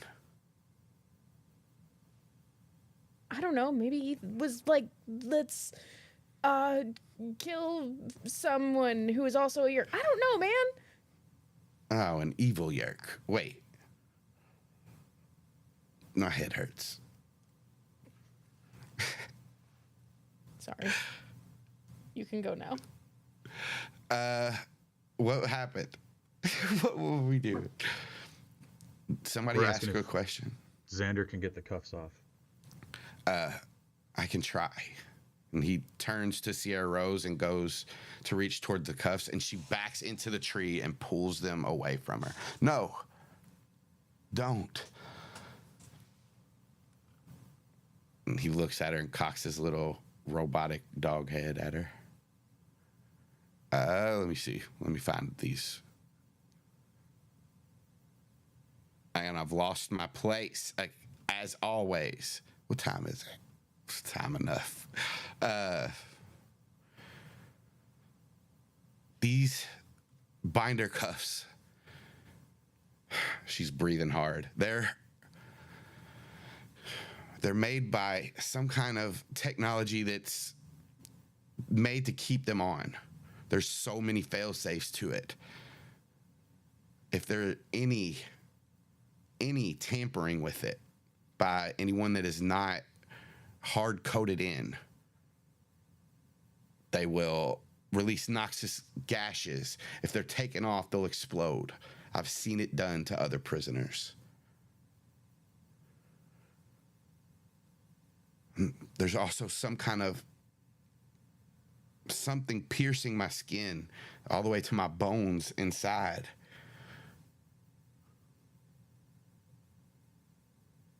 Savannah's going to speak directly to Xander and say, is it possible to isolate where the tracking is and disable that? He like looks down at the cuffs, and you see him kind of like, since he has no hologram, you see like his eyes kind of like flash as he's looking at the cuffs. And there is like a moment of dampening that happens around her for just a second as he says, I believe now that I've looked into them more, no. If we touch them at all, if they have, it looks like bio locks with hard-coded DNA, not only for the prisoner, but for only certain individuals to be able to even manipulate the cuffs. Savannah's going to open it up to everybody, but is speaking directly to Sierra Rose. And I don't even know if she's attempting to do an andalite, but she's provide a list of the persons that are capable of opening these. I can't say that I know every one. I do know Visser 1, one of her hosts, Sub-Visser 11, and there was another gold-sashed Hork-Bajir, part of Visser 1's elite guards that could as well.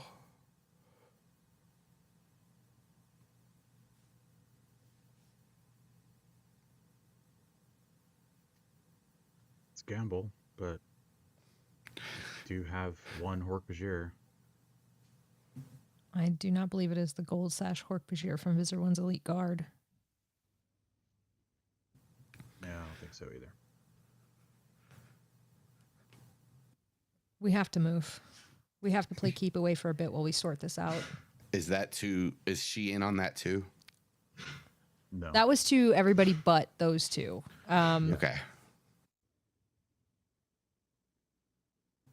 Immediately, Cameron first, then Aximili, and then taking notice of that, Matea all flock into the air. And Xander will lean down to pick up Sierra Rose and the other little creature, and she backs away, and she shakes her head. There's no time. To everybody but to Sierra Rose, what do you mean there's no time? You're Andalites, right? Correct. She sticks her arms out. Cut them off. And that's where we're going to end this episode. Yeah. All right, so let's stop solos and export those real quick. Yeah.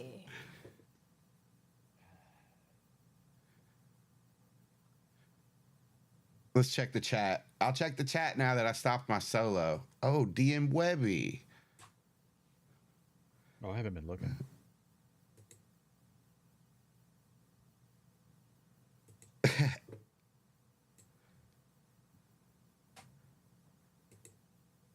Shout out to you, Webby.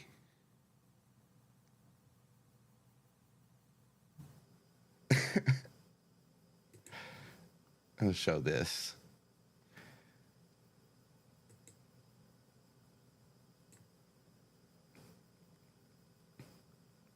Yeah. Sorry, Webby. I don't check chat while we were recording. But I see you now.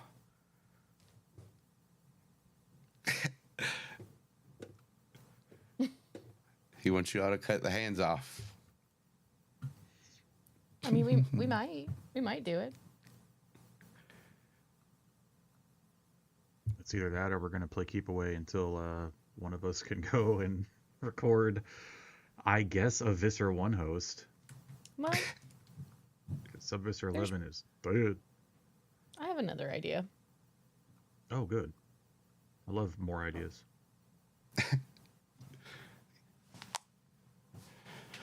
Yeah, what are hands good for? Except Various jobs that require hands. everything.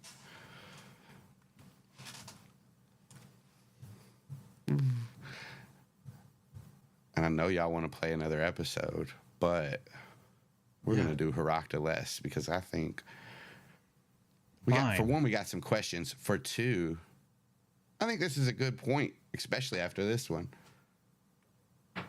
Is it? A good point to what? Yeah. What do you Herakta mean? less this Oh, Point to just I was end like, the whole what? show. That's what I thought he was saying. Is like, and that's the book, and I was like, fucking what? What a fucking cliffhanger. I'm gonna turn off the garage light though. And I don't Great. want any Good judges. for you.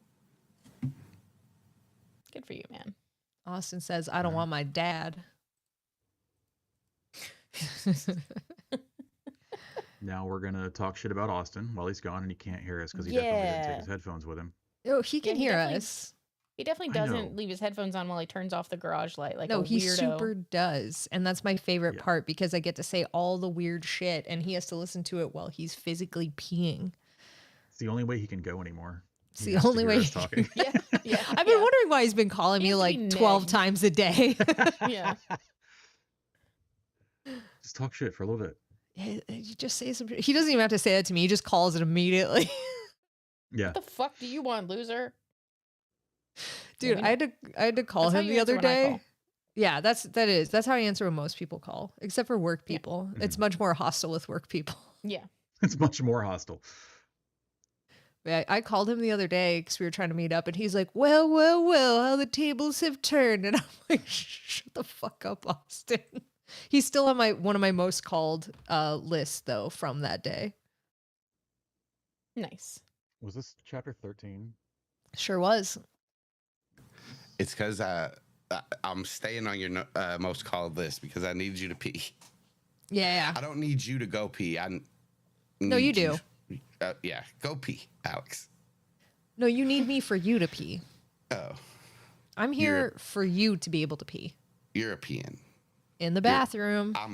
I'm a peeing only when I But you're talk to my rushing on the friends. way. God. Oh shit. Where does this go? 13. What's Disco. this? Yeah. My episode. What's this? My recording. Well, what's this? What's this? Dungeons and Dracon Beams. Bum, bum, bum.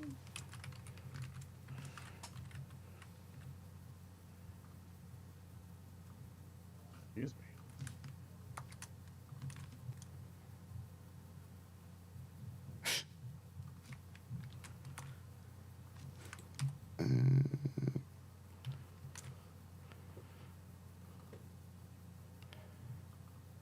Sweet. Man. That was a wild episode.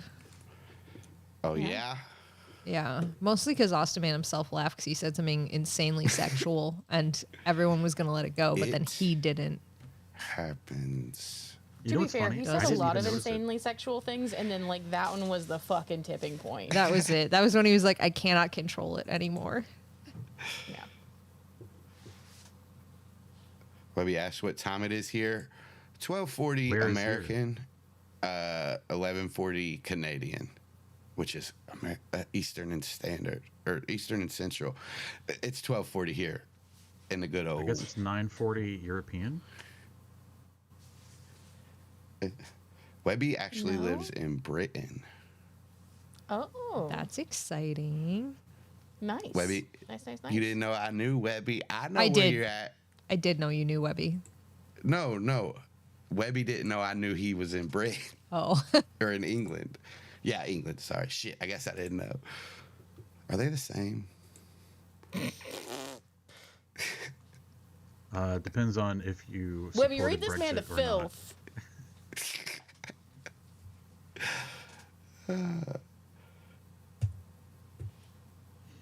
Yeah, I be creeping, Webby.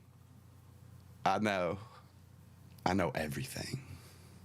You don't even know anything about bird spit. Alex, I'm about to kick off. I heard that on Taskmaster, Do it. and I've been wanting to use it. Do birds have spit? Like a significant amount of spit? Not a significant amount, but they do have some. Okay. I can tell I can because imagine that sometimes Nora Nye Smith licks would be my wrong, hand. but No. Sometimes Nye licks my finger, and it makes me uncomfortable. And there's spit. gross. Yeah. In case anybody's wondering, Nye is a bird. Nye is a bird. He is a bird. Context clues. It's my favorite bird. Yeah, out Pretty of good all of bird. them. Out of all the birds I have experienced in my life, favorite bird. Hell yeah. Favorite bird. My favorite bird? Red-headed woodpecker. Probably my wife. My wife. Well, I'm going Using to tell the- Wilcox you said that, Austin. No, that's my favorite spy and creature in general. Don't tell Kaylee and Sky. I'm telling him. And Tell 'em Pony, right too. fucking now. No, Ponens knows what's up, and Ponens is in on every scheme that I'm in on. We're gang. Also, yes, Webby, Taskmaster is amazing. I love it. I love it very, very much. Ye- Have you all watched the newest episode? No. I think not the very, very latest one, but I'm caught up until that point. Yeah. There's some pretty funny stuff on there. There's this a Of task. course. I don't want to say it. I just want to let you watch it. But there's a censor task, and it's funny. Oh. The newest season is very, very. Same. I was worried about Jason and last year and topping Jason, but like, Oh, okay. Yeah. no, and- like it was so good. Yeah. Yeah. He, spoiler, I guess, he makes a little bit of an appearance on this episode. That is Ooh, a maybe I spoiler. have seen it. A cameo. No, not in the newest one. I'm talking about in the season. He makes a cameo. Kind of. Okay. I don't Okay. want to spoil. All right. You want to do Heroclist? Let's do. Yeah, I are we reckon. recording it or are we just doing it? Yeah, recording it. Okay. Sing solos and everything. Okay. Let me get rid of all this. Ay, clapping on stream. I hate Sorry, it. stream. Me also hate You want? Should we snap? it. Is that any better? No. No. Okay. We could do a 3, 2, 1 countdown and get it close. That's what Casey and I used to do.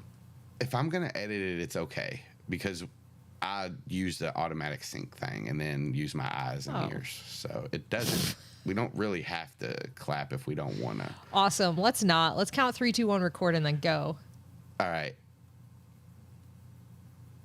So we press the red button on go or on one? You tell me, buddy. This is your rodeo. Oh. Okay. Well, you're reinventing it over here, so I thought you were in charge. This was the first iteration. We're figuring it out. We're gonna say it on go, so it's gonna be 3, 2, 1, go, and on go you hit the button. All right. Okay. Cool. All right. Everybody ready? Mm-hmm. And with you, Okay. 3, 2, 1, go. go. Austin, why did you No. say your own go? Yeah, why did you say your own go? Well, I don't know. I was confused. By As what? always. The simple instructions. Yeah. I said click on go, and Austin's like, got it. I will say go when you say go. The more complicated the instructions, the better I do. Next time, talking Untrue. talking a Untrue. few circles. I feel like that is false for sure. Well, you know, it isn't false. My name is Austin, and this is our Heroclist. Ba-da-da-da-da-da-da-da-da. Yeah, you No, haven't it's changed the not. screen yet. Fix it. Fucking Oh. transition us, Fuck, B. shit. God. Ugh. Let me. Amateur. No, hang we're on, still. I gotta- Oh, okay. There we go. Fuck. Nice. Yeah. We did it. No, what? This Nope, is. that's the wrong one. You're doing wrong. No, this is the wrong one. Ah. There we go. You nerd. I'm I'm Austin, and this is our Heroctolab. Does Jenna not Other get a way. cool border? Huh? I have a border. Jenna doesn't get a cool border? I have Jenna has a border. cool border. Oh, I Yeah, don't see Nate. it. Was this like earlier when you guys could all see my camera and I couldn't see my camera? Yeah, Probably. it Maybe. could be. There's no way Could to be know. it. As long as it's there on stream, so it's fine. It doesn't matter. We're here, and I'm sure that if you're listening to this, there's an art corner or a stream or a Young Vale or a QPR or an Animorphs Anonymous or something coming out that you can watch and listen to. Yeah, but there's no way to know. Yeah, there is, Nate. They could go to airtimefornonsense.com. What? This whole time? It Oh my lists all God. of the people that are part of it and all the shows. And guess what? Chicken butt. Yeah, chicken butts and links. When that shitty little link that you put on your TikTok doesn't work and people don't get to follow it. So they just go for airtime. Go to airtimefornonsense.com and then they can find it. That didn't And is that happen spelled to with a us. 4 or with FOR? FOR. AIRTIMEFORNONSENSE.com He'll get it. Did you just Jeff Dunham? Kind of.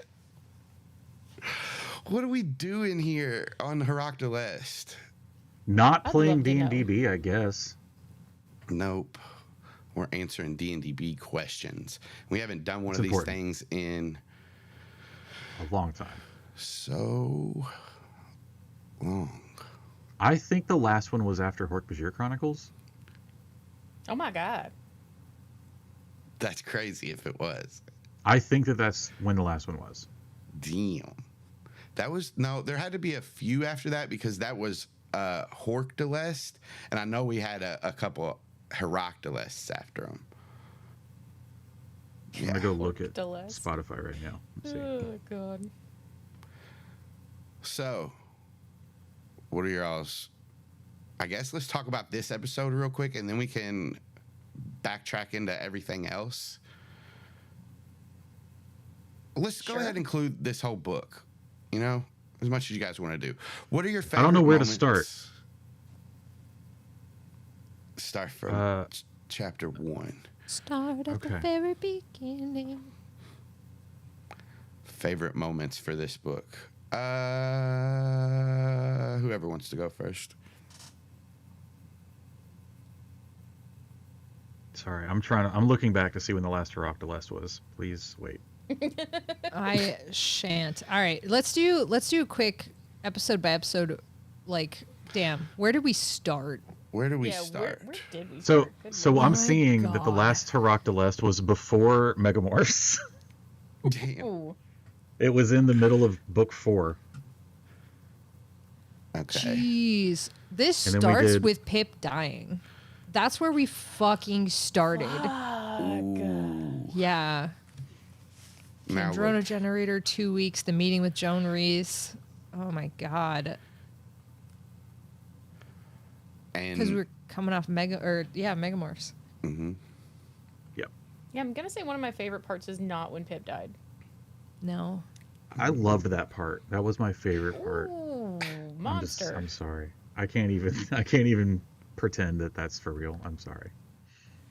And this all came after the Fort Perrin stuff where rumors started to leak out into Ocean Grove about, you know, what's going on with all these strange things happening and the sharing Yeah.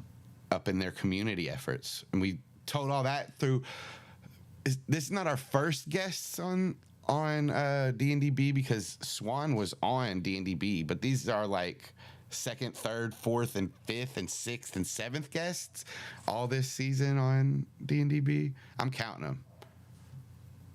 Yeah. Hear those dogs? They like it too.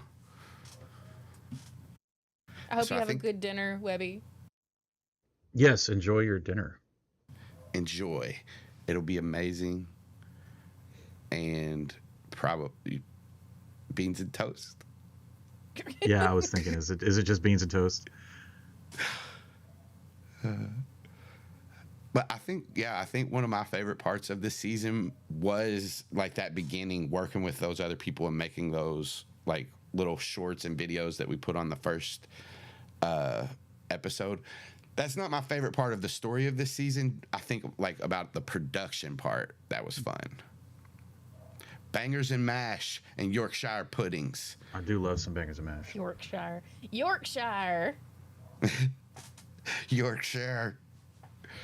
It's Yorkshire New Yorkshire. or Yorkshire if you're nasty. Hey. Umbrella. So, okay. Favorite stuff. Let me think. I liked Zach having to confront, well, not really confront, run away from Grant's mom. Thought that was a good emotional beat. And me skedaddling out of there was also a pretty good emotional beat. I don't know. I like just getting on the blade ship and fucking shit up. That was fun. It's like you set us up a dungeon that was also a puzzle, and that is always really exciting to me when like anytime there's environmental narrative in a fight, like these doors are locked, you can't go down these doors. This staircase is blocked, you can't go up there. These people are there and they're a problem, and this is that. All that combined was like really. I enjoy that kind of gameplay. Because I like to use the whole environment as much as I can, as we all know. Because I'll find some bullshit on a map that Austin downloaded, and be like, I'm using that motorcycle that was there that you never intended for anyone to do anything with. That's my motorcycle now. It gives way to good moments sometimes, and I love it. Like the orangutan flying over that whole blazing guns. Cool. I mean, it's every battle. Every battle is just I hit the bad guy and do this much damage. That's a battle. So Must be fucking nice. well, or you miss. That's the other thing you can do. So yeah, if you got to put environmental stuff in there to make it different every time. I hit the guy, but we're underwater and like there's it's harder to do. We're on a tower. We're existing in a vertical space instead of a horizontal one. Like all that kind of shit is that's what makes that's what I like the most about D&D just in general. So having like I haven't played as a DM. I haven't done like a dungeon that is also a puzzle that you have to be actively solving that at the same time that you're interacting with your enemies. So I'm gonna be doing that now. Shout out Austin for fucking my players up even worse. What about My favorite part during the entire season has been every time that Savannah has been awkward about being asked to do human shit. Like fight aliens, cool, we're here, let's go. Morph into No weird problem. animals, I got this is great. Go get my nails done, I'm sorry, what? Who even does that? There is one narrative that she has fought, two narratives that she has fought the hardest against this season. One is nails, the other is procuring any sort of attire for the school dance that's coming up. God, there's a school dance coming up. it gets mentioned and Savannah's like, yeah, we'll take care of it later, and then does not take it. So Austin said that in such a way that that's how I want Savannah to say it. We'll take care of that. Like really choked and forced. No, I have two favorite parts of this for sure. And one has just, I'll do my overarching one first. It's like, I love the parts of this narrative that are coming together because we have planned things well. Like that to me feels like an Animorphs book where like we've made so many mistakes, but now we're actually learning from our mistakes and we're getting better at it. But you can see like how far they came in the plan before because it all goes to shit after a certain point because they don't have the blueprint for that. And I love that feeling of the Animorphs book. But My absolute favorite moment of this season was the moment where Dylan is reconciling with she just had to kill somebody in the ship and like has to have that moment of like connection point, and like it very much felt like it was like knife point. Is she going to lose it? Is she going to hold it together? And I loved that moment. So I, in real life, just added a new song to Zach's playlist, which, remember, canonically, Zach's playlist is not songs that Nate thinks are reminiscent of Zach or something. These are the songs Zach listens to. And there's one I found. It's like a ska punk song called "Now I'm a Murderer," and that's literally like I never thought I'd have to take a life, and like there's a bunch of gunshot noises in the background and shit, and it's "Now I'm a Murderer." And yeah, he just added that to his playlist, and I was like listening to that the other day, and I'm like, fuck, maybe this is how he's coping, is just like with this song, skating sadly and listening to the song. Yeah. And Dylan having that moment on the ship, and then later on her and Savannah being the last two. I don't know if it means anything, but it's like, I don't know, kind of poetic, them being there for each other after it, I think. I am enjoying all of the Dylan and Savannah shit. The Dilvana. Van Halen. It can be Van Halen, something. Yeah. I was trying to say Sylvan because it's close, but that's not really. It's just a different word that's similar. I think Sylvan or Dilvana. Either one. I think Dilvana would be the ship name, but Sylvan is it's just like a cute mashup. It's a cool elvish thing. Yeah. Mm-hmm. I mean, well, Latin, but I think it's Latin. Is it Greek? No, it's Elven. Shush, shush you. I'm shushed. Listen, I'm talking again. My favorite moment I already gave, so let's do least favorite moments. It is Latin. Okay. Least favorite moments, cutting us off every episode. Every time we have to stop playing. That's always my least favorite. I gotta hook them for next time. I guess. I'm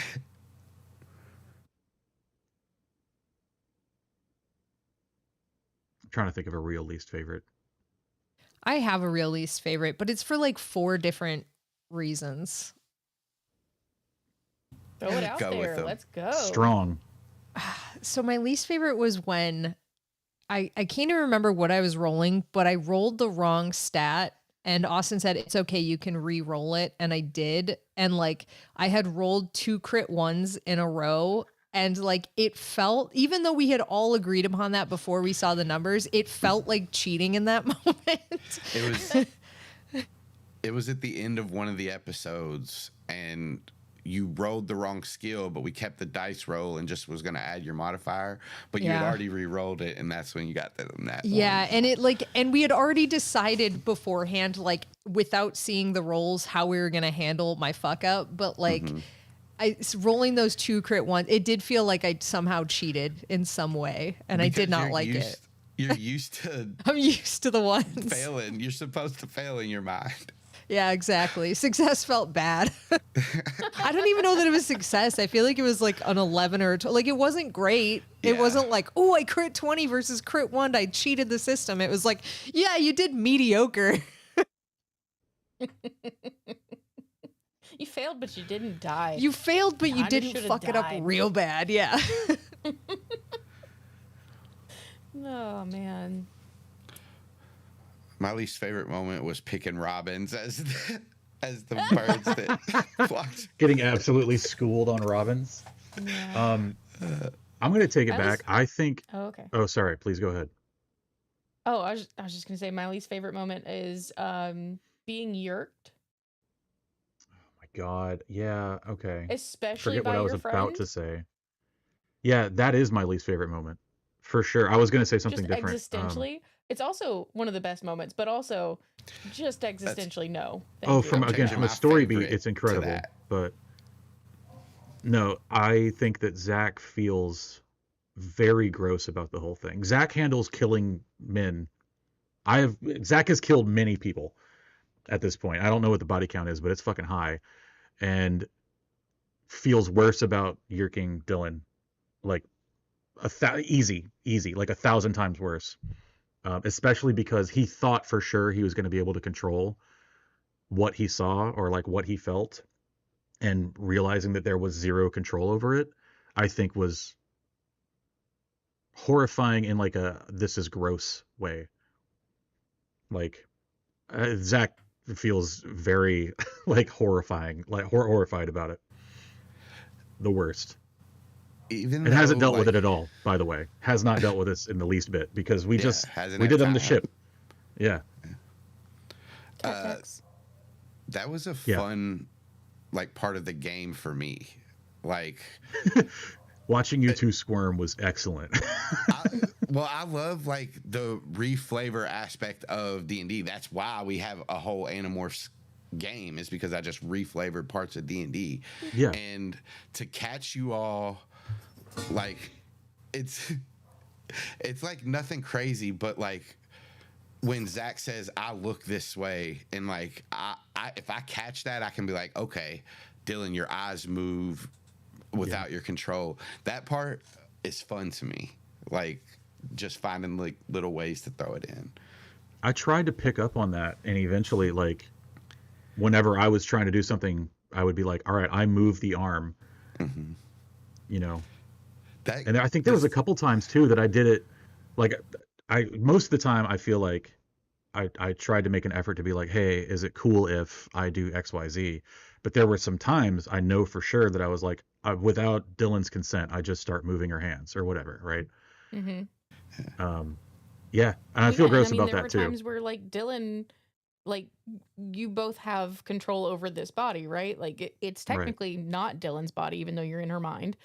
But you both have control over this other person's body, and Dylan's just like, I move this way, blah, blah, blah, blah.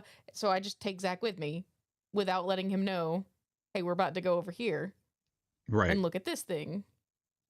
We're doing this now. It was kind of mutual. It was definitely a weird barrier. Yeah, it was like working both ways, because he didn't put up any. He made sure the barrier was down so you could move your body. So it did give those moments for both sides of you to do it. Definitely has to be a weird experience, no matter if you're the Yerk or not in that situation. Yeah. What a complex emotional thing to have in a game based on a children's book series from the 90s, right? But the thing that I love the most about that is that like the repercussions for yerking your friend and having that has to be all role play, because your roles themselves were all advantageous, right? Because you two were helping each other. So it's like you really have to think about what is a fair way to sort of punish yourselves, and like what are the sort of social and narrative consequences of this, because numerically it's better. Mm-hmm. Yeah, it's a boon if you just use the mechanics, and it takes talent and skill and like the effort to make it work in the story, and you guys did great. And we'll see how you do in the future, because somebody's getting yerked again, right? Savannah, your head been empty. Did you say my head being empty? Your head been empty. What does that mean? It ain't had a yerk in it yet.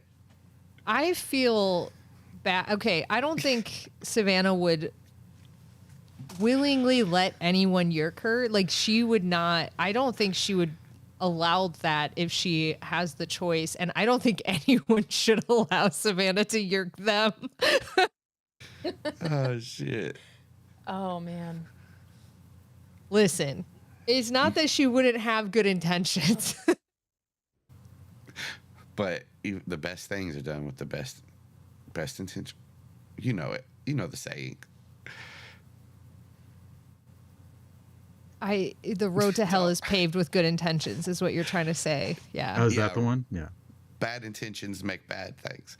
What's your favorite least moment? No, we already said it. Discuss the show, guys. What we're doing. Keep doing it. No, what's your favorite least moment? Carry on. My favorite least moment is when Zach had almost zero time to demorph. But he When made was it. that? When you were the Fuck. raccoon. What's on your leg? Like, That was ages ago. like Yeah. in Megamorphs 1. Shout out. Shout out That- Megamorphs 1, baby. Megamorphs one. Shout out Megamorphs 1. That happened.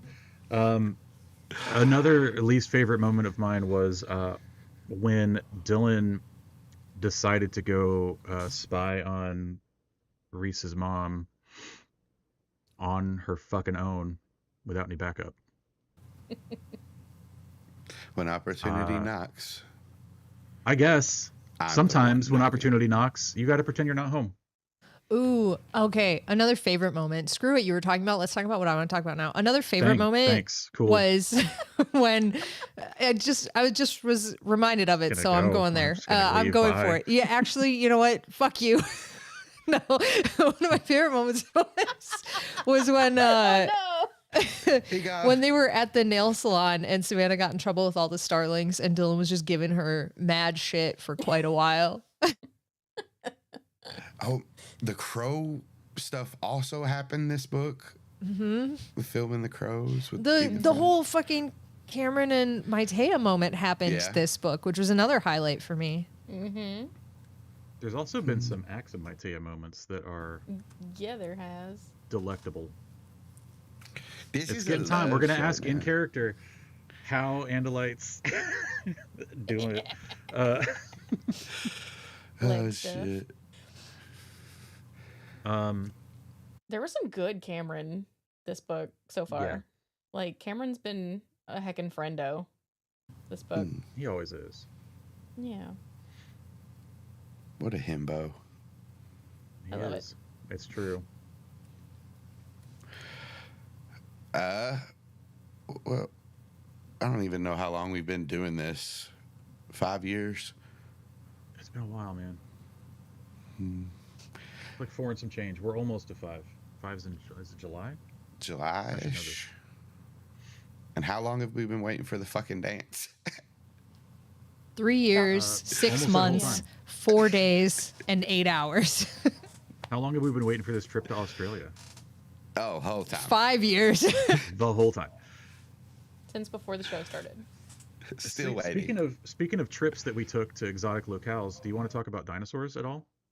Since we never did a Rock to Ooh. Lest after that. Yeah, let's talk about the dinosaur stuff. What? Yeah.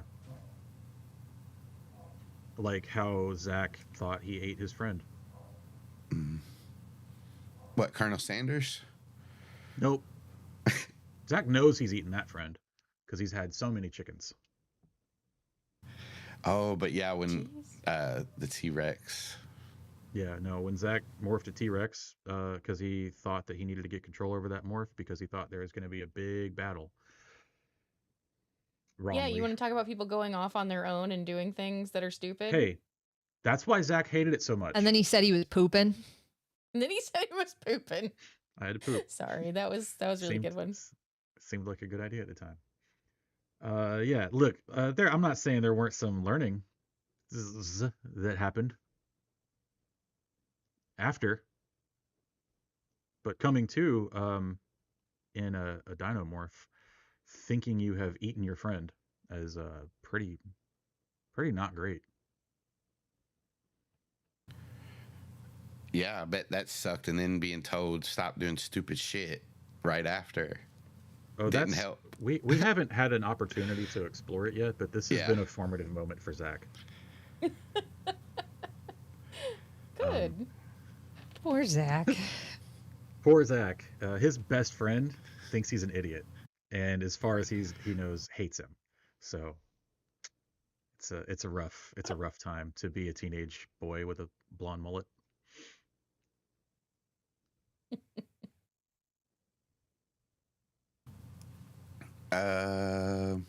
What do you all think about the stuff? What are your new theories on the stuff that you found from current times past in the very in the dinosaur times? The ironing board, Sorry, the what? Jurassic Park VHS, those things. My theory has not changed. My theory is that Austin has done some fuck shit, and it'll be figured out at some point when it's revealed, and that's it. I've not had any time to put thought into that. I'm like, I don't know what's going on there. All right. Yeah, I always just assume there's going to be a payoff later, but my did the ants build the pyramids? But my immediate gut reaction was multiverse. I sort of went convergence. I went simple with it. I think the shit got pulled along with the explosion, like with the other Yerks and shit. Like it just was stuff around, detritus around that kind of got pulled in by accident, you know, whatever. Maybe there's like a multi. So Marvel MCU, well MTVU. There we go. Nope, that's a thing. Logic. Pop-up video. MTV. Oh, right. Yeah, okay, you're right. The Marvel television universe is what I'm trying to say. There's a logic in the Loki show that is introduced that like you can go to certain points in history when there's about to be a mass destruction event, and like you can kind of do whatever the fuck you want because it doesn't matter because everything's going to get destroyed.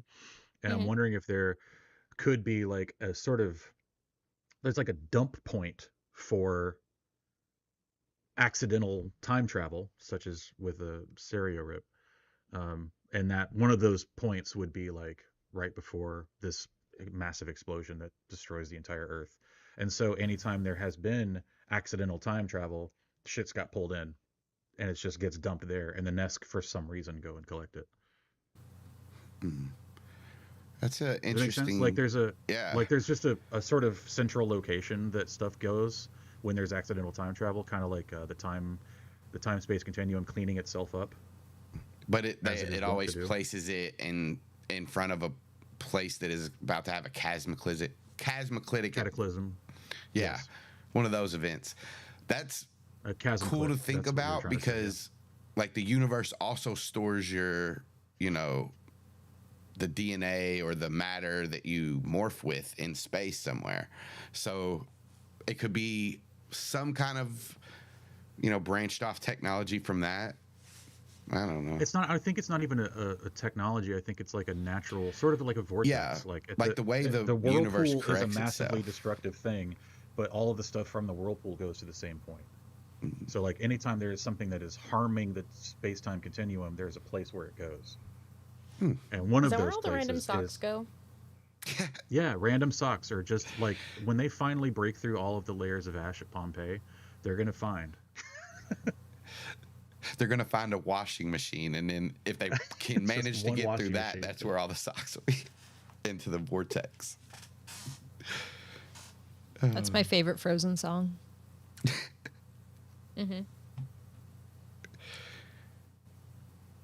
What else? I don't get it. I'm still mad that you wouldn't let us take our friends home.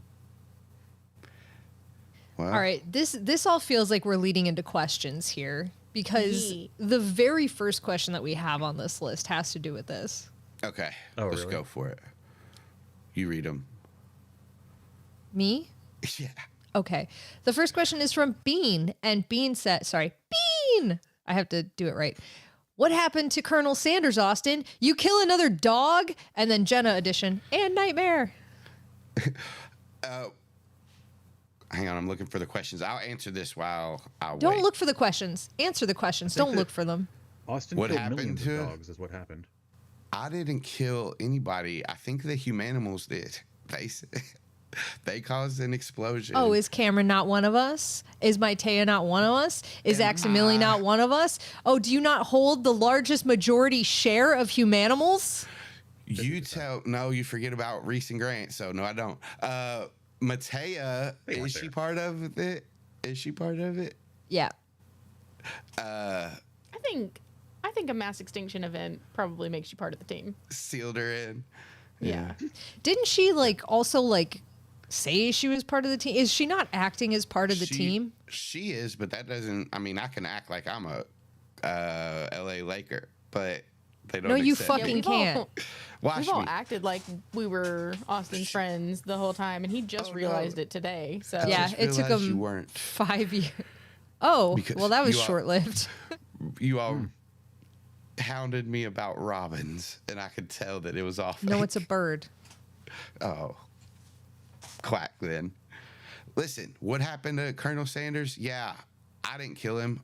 A bunch of flame, heat, debris, and dust killed him and all his fucking family. Sorry. Just like Gronk. Oh, shit. Austin, are you having fun answering questions? Can I have a Colonel Sanders toy too? Yeah, you sure can, buddy. You have a sticker. Is that not good enough for you? I have a Colonel Sanders sticker. You sure do. Oh, Unless, yeah, did that's true. Pippa mow him down again? Those were Mo, ironically. Mo got mowed down. All right, Austin, are you having fun answering questions? Yes. Great. Then I have another one for you. Roxy asked, have you come up with a system to see if the characters are allergic to any morphs? We've talked about this before. I know, think but a we're long time ago. talking about it again. We're talking about it again. As in, is there a system that happens when you're allergic? There's something in place. What, like, to see whether or not they are allergic is story driven. So I'll probably decide that.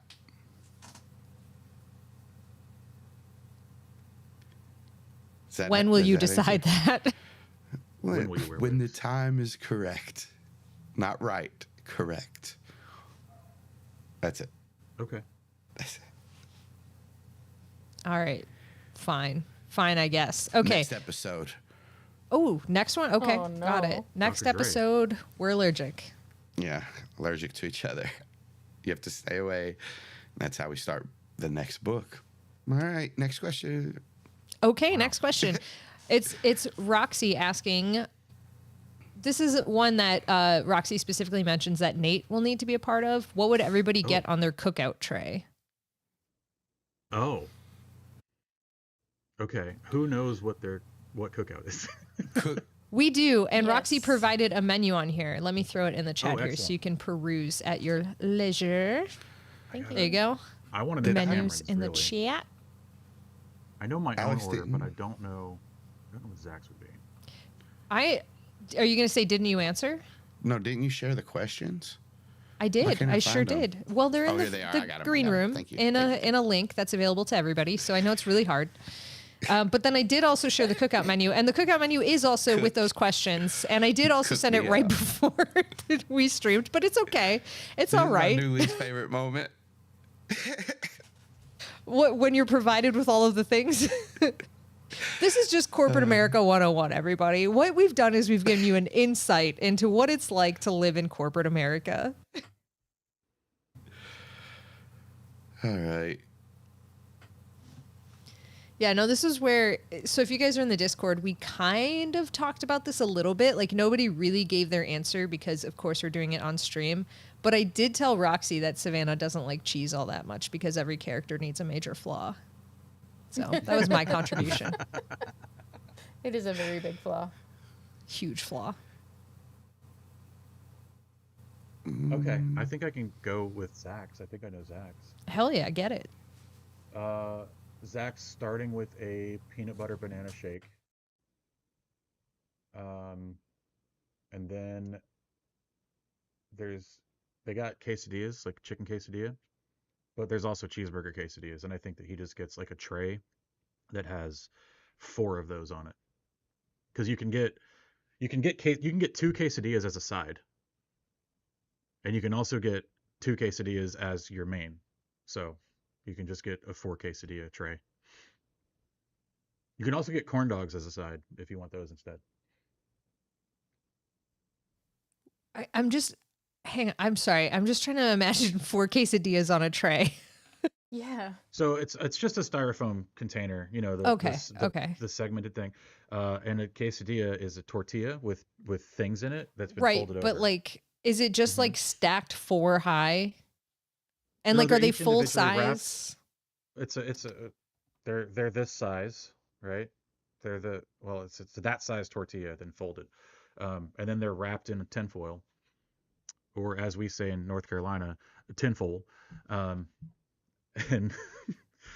yeah, and then you eat that. That's what you eat. You take the tinfoil off, and then you eat it. 'Cause otherwise, you hear radio sounds in your fillings. Finally. Finally. You want me to rush through Cameron's? I don't want you Shit, to rush. yes. I want you to take your I want- goddamn yeah. time. I want to know. I want to know. Living it. Okay, so I'm just looking at this menu. He's getting 2 chicken strips, 2 corn dogs, a large quesadilla if it works, the biggest quesadilla he can get. If he has to take 2 and put them together, that's fine. He'll do That's it. what he'll have to do. He'll also get a cup of chili and a strawberry shake. He's also going to get in the creamery these. Oh, no, these are milkshakes. A watermelon one and a Heath toffee one. Yeah. And he's going to. Together? No, separate. And he's going to Two request. separate ones. Yeah. He's going to request the cheese be held from the quesadillas. And then when he gets them back to the table, he's going to unfold them, put the 2 chicken strips and the corn dogs in it, and use the milkshakes as the binding agent. One quesadilla is going to get the Heath toffee milkshake. The other is going to get the watermelon milkshake. He's going to stack those on top of each other with his side of bacon in between. Why do I think the Heath Toffee one won't be that bad? Oh, they're good. No. I mean, in the way that has been described, Cameron is going to use it. I don't know why you think that. I don't Dude. know either. I can't possibly fathom why you would think that's not horrifying. We should try it. Listen, No. if we ever are in a cookout all together, I'll make this and try it. I would love to be in a cookout all together. Aximili Alex? and Matea literally eat inhuman morph whatever they're given. So Whatever, yeah. all of it. Whatever it is. I like beans. I want to know what Was Savannah's. all sounding good until the milkshakes got involved.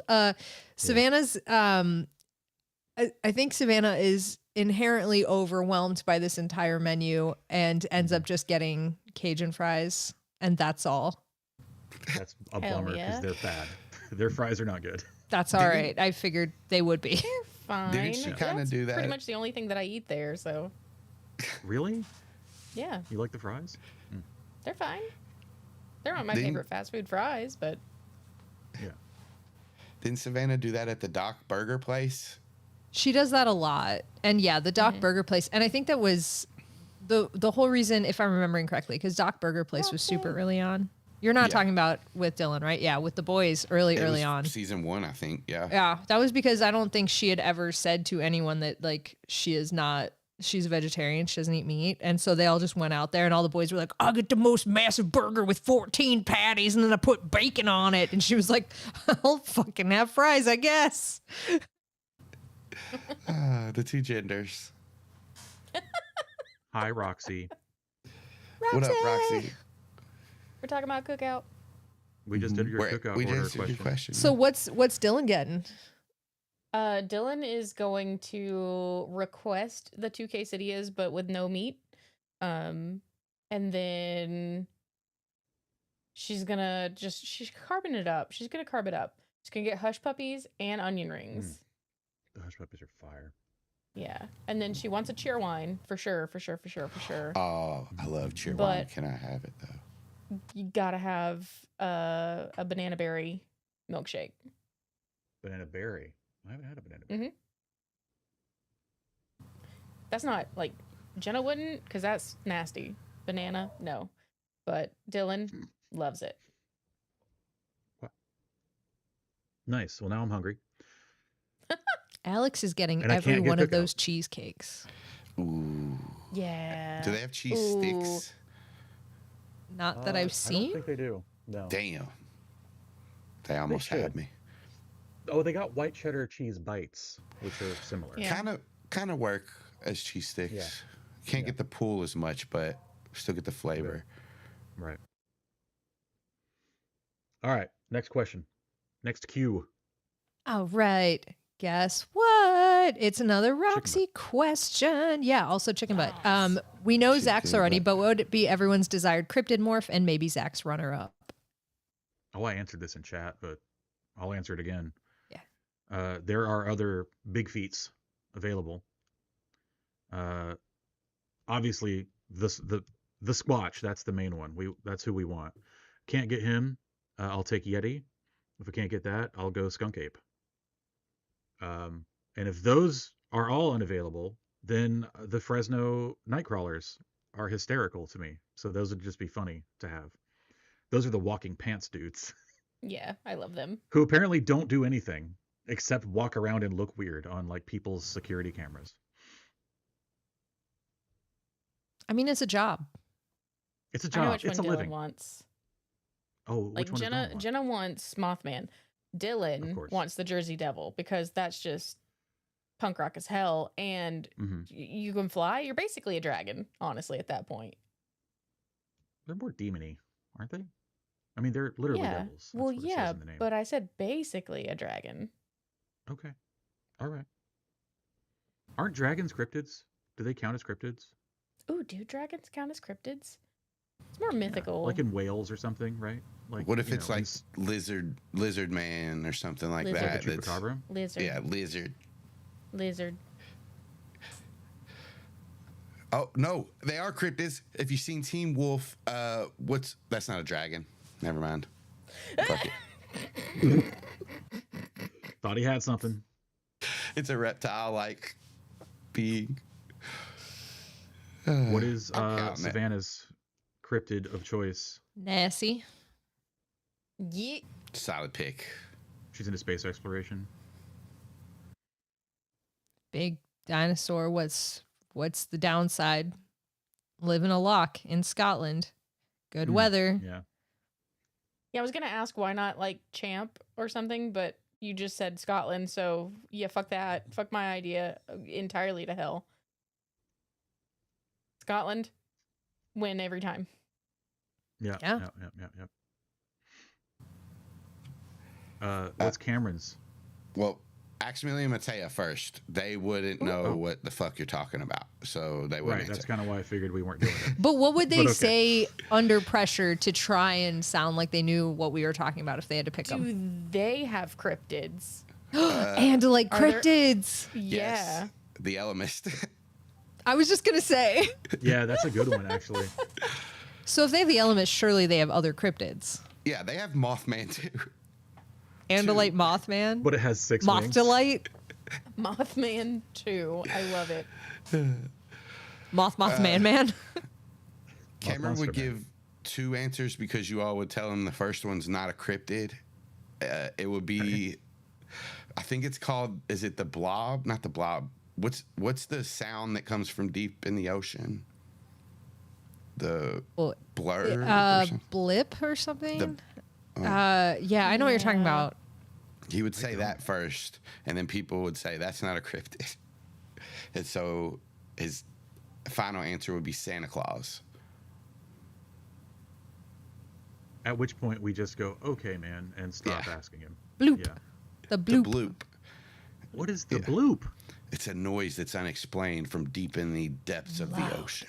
Unclassified acoustic anomalies picked up by underwater hydrophone arrays. It must be And they massive. are often linked to colossal undiscovered cryptids. So I think Cameron's right. So maybe, is this one moment where nobody considers the bloop, like in the circle that he's in, is like, you're wrong, Cameron. It's not a cryptid. But if you do, like, if you Google them, if you fact check them, it is. I think this is the one moment where Savannah is arguing with Yep. Oh, Cameron, and everybody else is like, "No, you're wrong. You're wrong. You're no, absolutely not." I I love can't it. believe This you're. would also be the moment where Zach doesn't know the cryptid, which is crazy because Yeah. Zach is confident he knows every cryptid. But Zach also has deep sea water fear, which is something Nate has. So I don't remember what it's called, the phobia's name. But so Zach would not be seeing those on his algorithm because he doesn't see those videos. The only reason he knows all the cryptids is because of his TikTok algorithm. That's his 3 a.m. algo is, This he is gets an all the fucking enigma. cryptid videos. Cameron's right. Savannah's defending him. Zach doesn't know the cryptid. Dylan, do something opposite. Oh, Dylan is fighting them vehemently, just like you're wrong. It is not a cryptid. That's not a cryptid at all. That's got to be an upcoming log. It's got to be. Write Oh, that. So one of us write that. We should do it as a team. We should do a team log again. I love it. We haven't done one in a while. And I love Roxy's. The bloop is from the Pemelite ship. I love that Roxy connected pretty good it too. back. It's just saying the word 6 over and over. That's what the bloop What is. is okay? Beans mentioned the Loveland Frogman. What is the Loveland Frogman? A Well, little wizard. Google apparently. it. Google it right now. Okay. The whole internet exists. But look. Not all Sorry of it. for trying to have a Look. conversation with my friends. No, I just want you to see it. No, it was to Nate saying the whole internet exists. Oh. That's pretty adorable. Right? Size comparison too big. Make it smaller. I'm not Make gonna it look like- it up. Make it like Like what? you could baby? pick it up under its arms and it's like hanging its little long legs down, but you're picking it up under its arms. This is just Oh, a, like iguana. this is just a Gripply. I'm not gonna look it up because I like the mystery. I like it. Oh yeah, Beast of Bray Road. Roxy, I know the Beast of Bray Yeah, Road yeah. well. We went and looked for it. It's a Gripply did. or a Grung.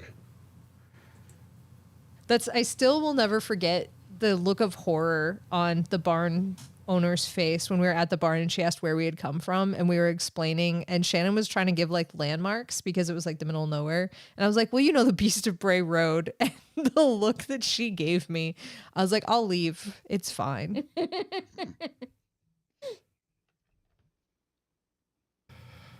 All right, you guys ready to put Austin in another awkward situation of having to Let's- answer a Yes. question? Fucking Yay! go. Another question from Roxy. This one is super Austin only kind of question that I fully expect no answer. Nope, take that away. We fully expect an answer. Have you considered bringing in a new player with full intention of them being the show's equivalent of David to see how the Humanimals would deal in the situation? What makes you think that's not what Zach is? What makes you think that that's not what any of us are? Actually, it's because of like early conversation. This doesn't matter. Austin, answer the question. I have considered bringing in other players, obviously, because this one. You're she pointing the came- wrong or way. They came late. No, Yep. I know. Listen, guys, you all have to trust me on this one. I know. Yeah. Wait, on the am I stream, it's the pointing wrong wrong? way. Yeah. It's okay. There's no way. There's Let On me the check stream, the it's stream. pointing the wrong way. I'm looking right at it. What the hell? How would it do this? Anyways, Because your own camera is mirrored, and it's not mirrored for the EV Bucks. it should That's look the answer to your exactly question. the way it looks on the screen right here, but it's okay. Okay. It doesn't matter. I have considered bringing in new players, equivalent to David. I can't really answer that one. I don't think. I don't know if I've thought about it for that reason in particular, but the thought might have crossed my mind about it. But yeah. How about that? Ominous. Unless I'm lying Okay. to you right now, and Jenna is actually the David. no. I did suspect it to begin with. I don't think it anymore, or never. Zach doesn't. But You've been in her head. that's true, but not why. Oh. All right. Shall we move on from Austin? Yeah, get away Perfect. from me. I Get love away you from all. you. Get away from you.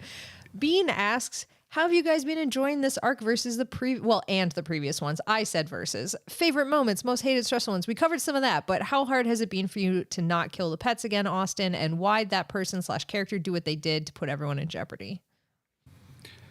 I guess I have killed pets, so it's been easy. I just Wow. I just throw one yeah, in he there just every did it. now and then. You to heard keep you heard it me here first, folks. sustained. Austin thinks it's easy to kill pets. I mean, I just let you guys do your thing, and they eventually die in the wake. That's not a better way to say it. Don't take your pets on dangerous missions. We I didn't. We have not. What, Bronk? I didn't. He was safe at home. Okay. Well, now he's safe in wherever In he's the at. arms of the angel. Yeah. The dirt. Yeah. Probably in space dust. What about you guys? What was the question? How have you guys been enjoying this arc and previous ones? Oh, I like it. Yeah, it's pretty good. Yeah. I've liked every season better than the last. Some of the megamorphs really stand out for me, but every season I've liked better than the last for sure. I will say, I mean, doing the Time of the Dinosaurs was like a bucket list sort of That thing. was a like, bucket- I wanted to yeah. get that Yeah. done, so Yeah. And like I truly think Hork-Bajir Chronicles was probably one of the best things we've ever made. So like that's megamorphs are a bit of a standout, but they also like they aren't part of like the main story beat for me. Like I feel like the main timeline continues to get better and better. And then we have Yeah. these great little field trips to the museum every once in a while. I wasn't fully in the HB Chronicles, so I got to be there for a little bit. I got to play Pick for You a little were bit. a pivotal part of HBC. Yeah, even I though don't you think were, so. I do. I I think don't Pick know. was I used Pick, and you helped with this to show the rise of the other Yerks and to get Visser 2 in position. So, spoilers. Spoilers for a thing that came out like a year and a half ago. Also, 2 none years? of them How long has it knew. been? None of them knew about it. I thought it was good. I liked it. Yeah. I also liked it. Hell yeah. Anything More else? question. The person character, why did they do what they did that put everyone in jeopardy? Damn. I don't know. Because he's an idiot, okay? I'm sorry. Because she has a problem with risk-taking behaviors. Yeah. Because he's stupid. I'll do Cameron's because he's stupid. Oh, no, he's not. Oh, I was talking about Zach. He is little. Because it's her goddamn job. That's a good answer. Occasionally, the real reason, occasionally, Zach feels that it is the best option. Even when it is very dangerous. Clear, bright line type stuff. Mm-hmm. Next question. If Dylan sees an opportunity where it's like, I'm going to be in danger, but I can better the people around me, I can better my friends, and make sure that they have a better chance at surviving, even if it puts them in a little bit of danger at first, she's going to do that.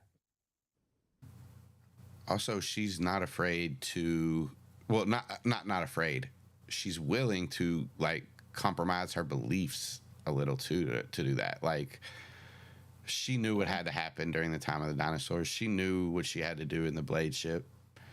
It sucks, but she'd do it. Yeah, she has this constant internal conflict about like, I know that what I have to do is the right choice, but I am so against it. Period.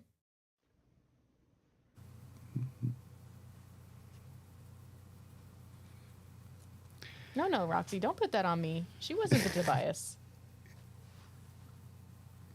Yeah. We haven't had a Tobias. I think in one way Reese was the Tobias because he was the first like casualty. Oh yeah, in that way. Um, I was gonna say not the way he acted. Sometimes I didn't connect No. that, but Yeah, that was Austin coming in like, hey, Tobias is my favorite character, and he was ready to fucking throw down. yeah, sorry. I don't know. I don't want to make comparisons to our players or our characters to the Animorphs. I feel like is a slippery slope because I feel like we're all different. No, I mean, there's I direct think- connections though. Like we've made direct connections to the characters in previous Heroctolests.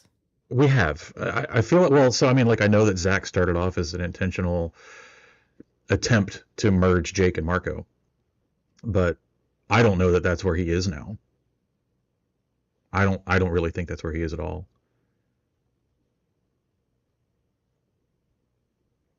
Anyway, sorry, that wasn't a question. So Never mind. I mean, kind of. We got there. This was a lot of questions that I think do lead down that road of like the discussion of like what is the comparison. But I really like don't think we have one for ones. And even like you were saying, No. like if it started that way, I don't think anything has gone in a direction Mm-mm. that can be a one for one, which honestly I think is a huge strength. Like I think there's parts of the characters we can pull from, but I don't. It really, I mean, not to blow smoke up our collective ass, but I mean, it feel like it speaks to the strength of our characters and like role playing ability to not just play those characters. Like we have independently created like new individual people that feel three-dimensional and like they are not just a product of we all liked these books when we were kids. When we first started, there were like a few comments that made me think that people were thinking that this is going to be, you know, you're all's characters, however they relate to the Animorphs, but put in the exact situations that the Animorphs were in, and they're thinking that like book one is the invasion, which to a way it kind of is, but I've always envisioned it kind of how it kind of is.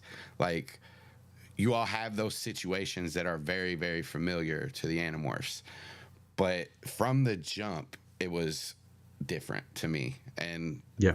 it's a whole new story in my opinion. Like there's the elements that like the setting and everything is the same, but yeah, just the way you all interact, Yeah. the decisions We have the made. same framework. I mean, there are still evil slugs, and we still watched a dying alien prince, and you know that whole shit. But it diverged like Yeah, pretty immediately. It diverged in significant ways from the books. Like we kept the cube. They didn't do that in the fucking books. Like Axe had a whole more tragic backstory in our game than he has in the books. There's another Andalite here.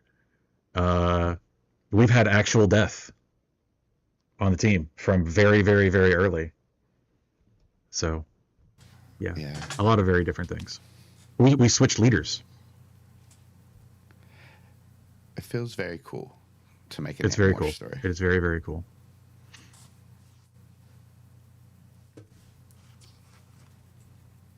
All right, ready for another question? Yes. This one's from Roxy.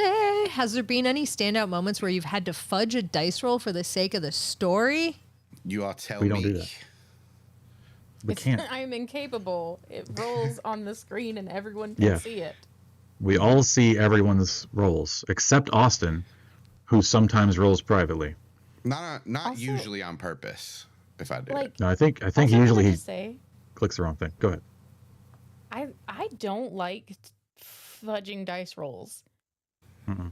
because that isn't a character, like that isn't a way to give me a character choice. Like something bad happens due to the dice roll, now I get to react to that Mhm. in character, and that is the harder choice. I don't get to go, oh, I want to do this really cool thing, but I got a 2. Actually, I got a 20.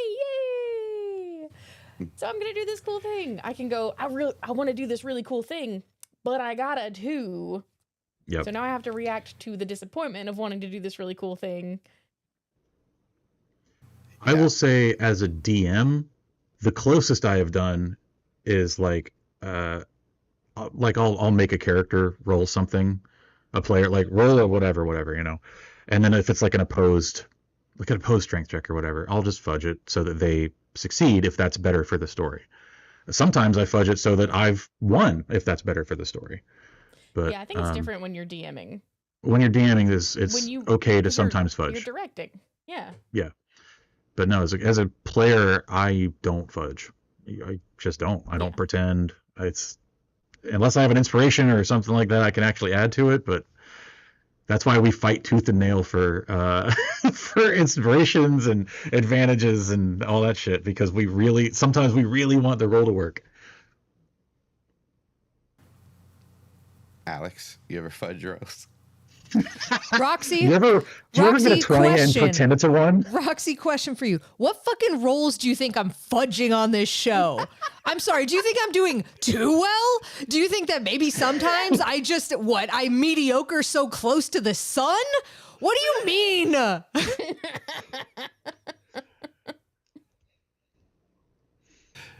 Oh yeah, I think that answers that for Alex. Yeah.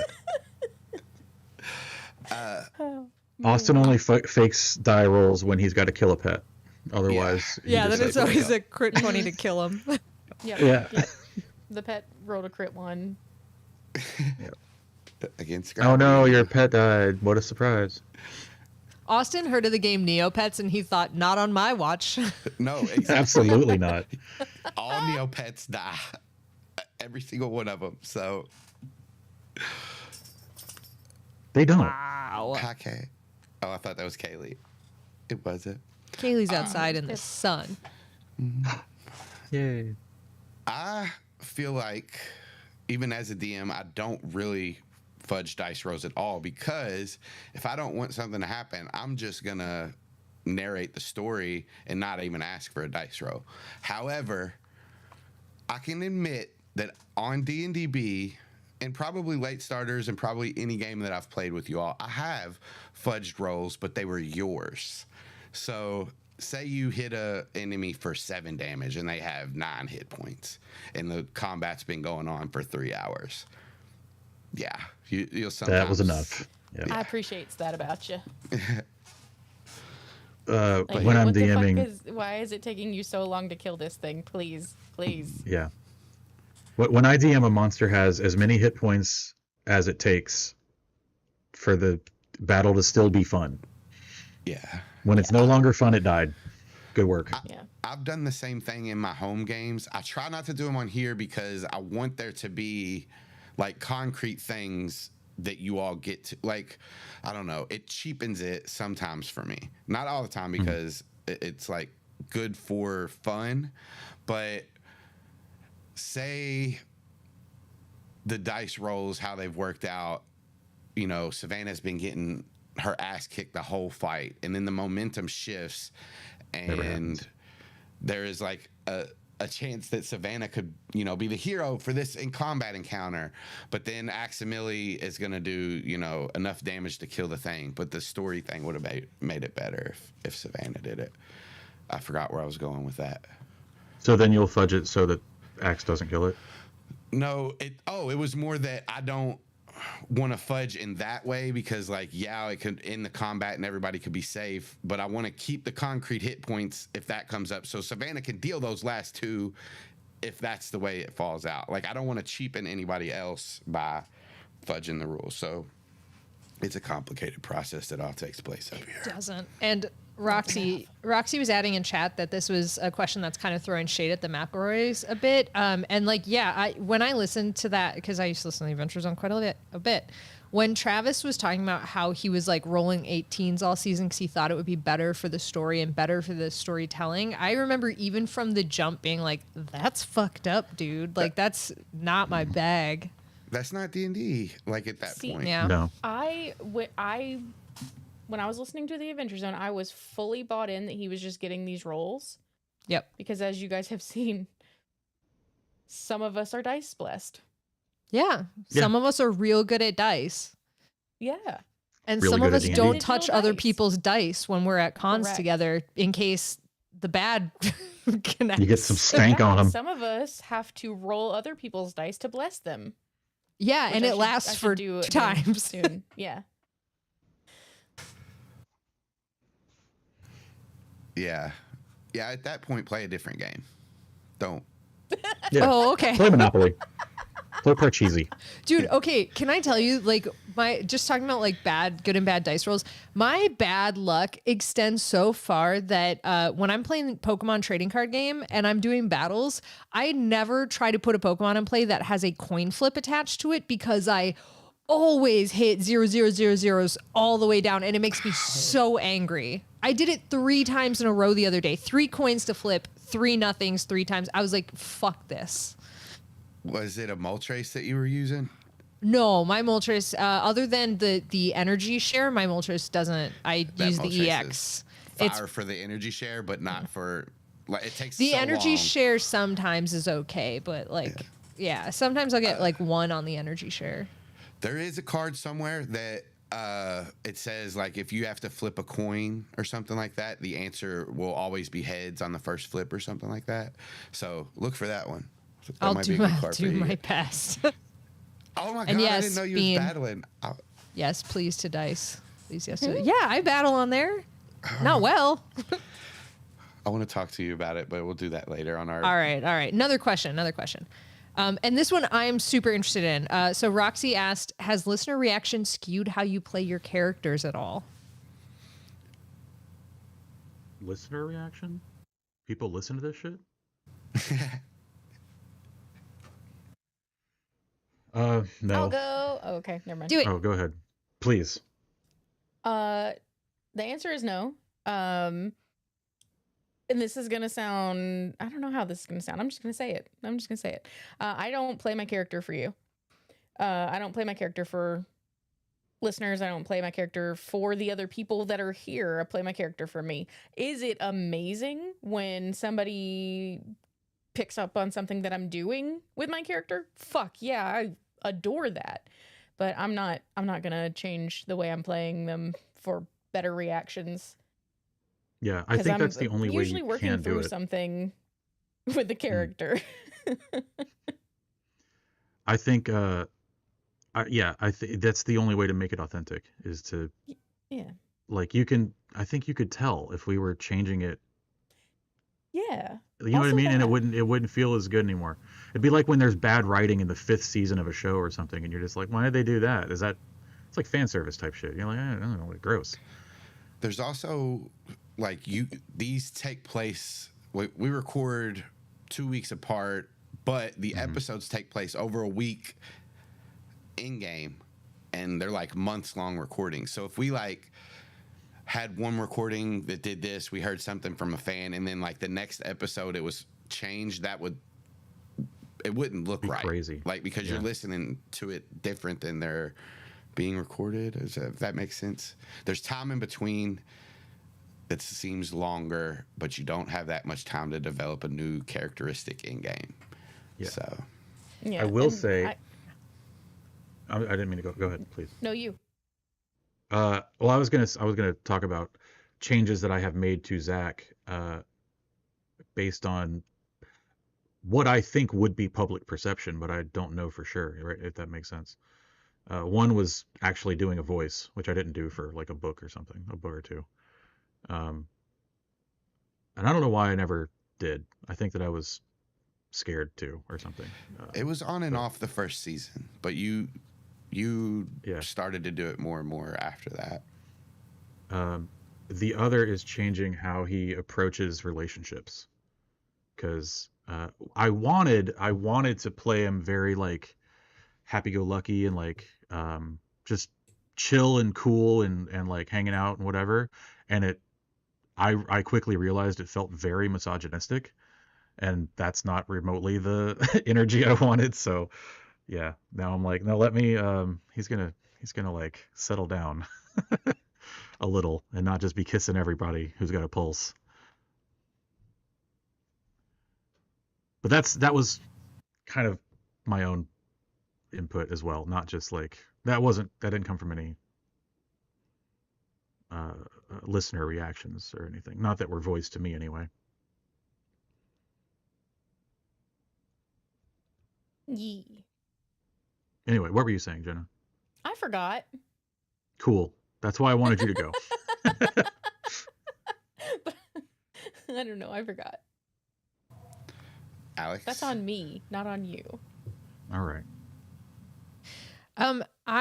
I wouldn't say that I've changed anything about Savannah based on listener opinion. Like nobody's been like, wow, she's such a frigid bitch. And I've been like, well, I better make her more likable. But there are occasions where like people will bring up things in chat, especially like in comparison of like, oh man, I remember when like, you know, Jake had to make this big decision in the book, and like you guys are like having an echo of that where like a question like that will set me down the path of like, what does that mean to her, and how does, and like, again, change isn't the right answer, but it's made me contemplate more about her and her like feelings and thoughts and vibes based on those sorts of things. Right. Yeah. That doesn't mean that like what someone says doesn't make me think about Dylan as a character and how she would react to things. But I'm not going to base my reactions that Dylan has on what was said about her. Right. I think with the Andalites and Cameron, I don't really change anything about them based on what people are saying. They have changed some through the books. But I will not sit here and say that I haven't heard somebody say something about an NPC that was funny or something like that, and I've changed something like that. That doesn't matter, I think, as much as the main party, like just a throwaway NPC. I'm trying to think of a specific example, but the Like only making- ones that The Or entire thing Chad, of like- Brie and Cheddar, the cheese Yeah. thing Yeah. is all because of like throwaway goof comments. true. Yeah. And there's times where like Peter, for example, Pete. Yeah. So that was all off the cuff by Jenna in one episode, and we just rolled with it. So if you count Jenna as a listener, and there's been other stuff with other people that has happened too. I think Evan was a little bit shaped by some stuff Savannah said or Alex said. Oh, fucking Mr. Satoric. Yeah, Mr. Satoric. Fuck that guy. Definitely Fucking has Mr. gotten- Satoric has become the heel of this Yes. whole fucking campaign Yes. That is because the prime example of because somebody Austin that's couldn't changed. do math right in one moment. One And now we all moment. hate. Listen, I'm trying to give him a little bit of grace here. Thanks. Chill out. Did you guys know I'm known as the math bitch? It's true. He's our math God, bitch. we haven't Yeah. called him math bitch in a little bit. I forgot about that. Yeah. He's got a whole Statistics. sticker. Well, I call him all the time. So he can somewhere be. around here. It's true. Yeah. Nope. Oh man. Call him Okay. and say, what are you doing, you little Just math this. bitch? Aw. Roxy has so- asked a great question. One of the other things that, just talking about like us changing like kind of amongst ourselves based on like how we play characters and things. I think if you go back and you listen to like early Savannah versus Savannah after Dylan's there, playing alongside Jenna has changed a lot about Savannah. I think appropriately and in character and in reaction to things that are happening, but she's changed a lot, even like cadence, tone, how open she is with people, all that kind of stuff because of Dylan. Oh, And love. True. I love it.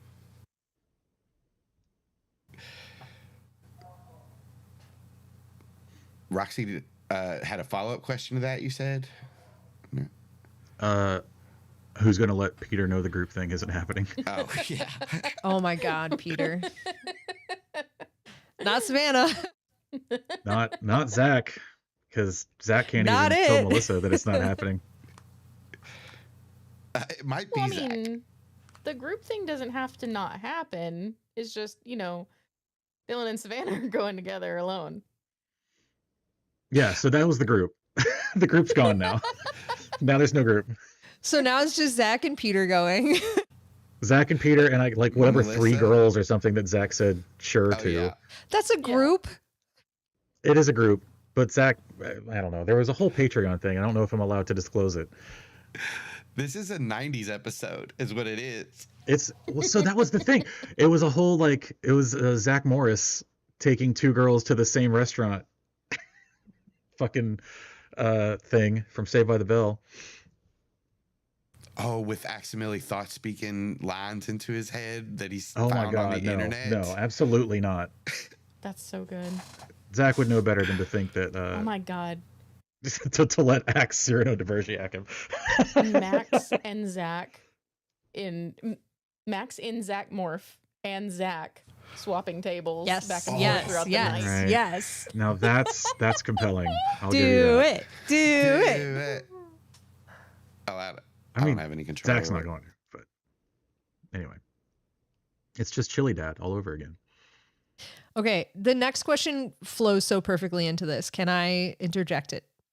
Please. Okay, it's from Bean. And it's, how's the change from we're not going to do romance to, okay, let's do some romance Bean for you guys. I think we all love it. We do. I think initially we had that off the table because I mean, at least for my part, I was like, I don't want to be a 30-something-year-old man pretending to have a relationship with a teenage girl. But I think at this point I'm so far into Zach's head that I don't consider it that anymore. I feel like I'm just pretending to be a teenager who's having a relationship with a teenager, and that's fine. With another pretend teenager. Yeah, exactly. We also all didn't know each other super well then. Yeah, that was a huge part of it. Yeah. To be fair, I To be just want to state, fair. let the record show that from the jump, I said, I think that's the wrong decision because romance was so integral to the Animorphs plot, and it drove a lot of the character decisions and interactions. So I just want to state from the jump. She was in on it. Alex was right and we were wrong. That's what she's saying. I just Got was it. cowardly taking the background and let everybody else.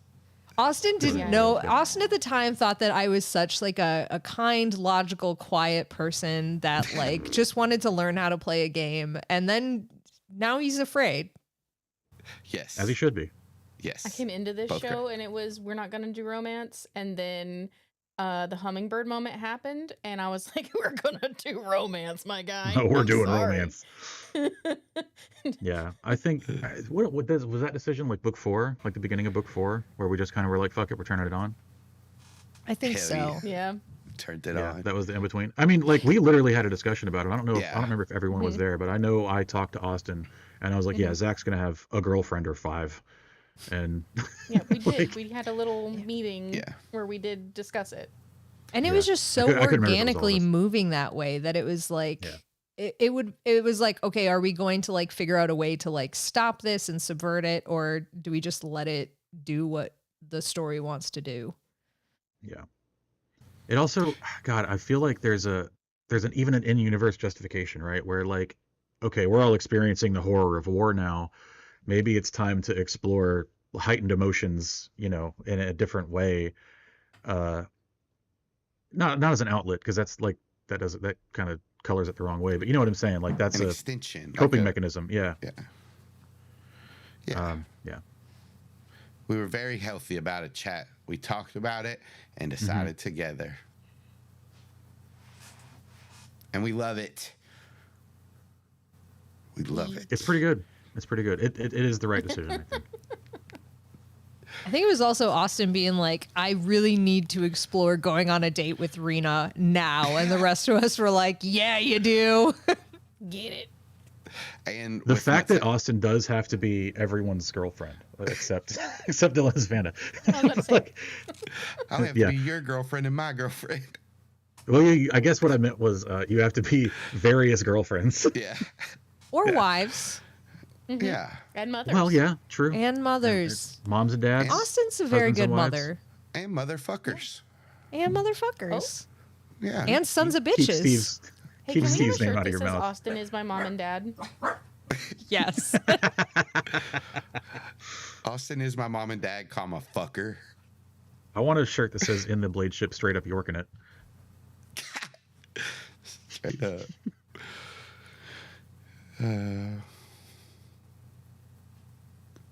All right, you ready for another one?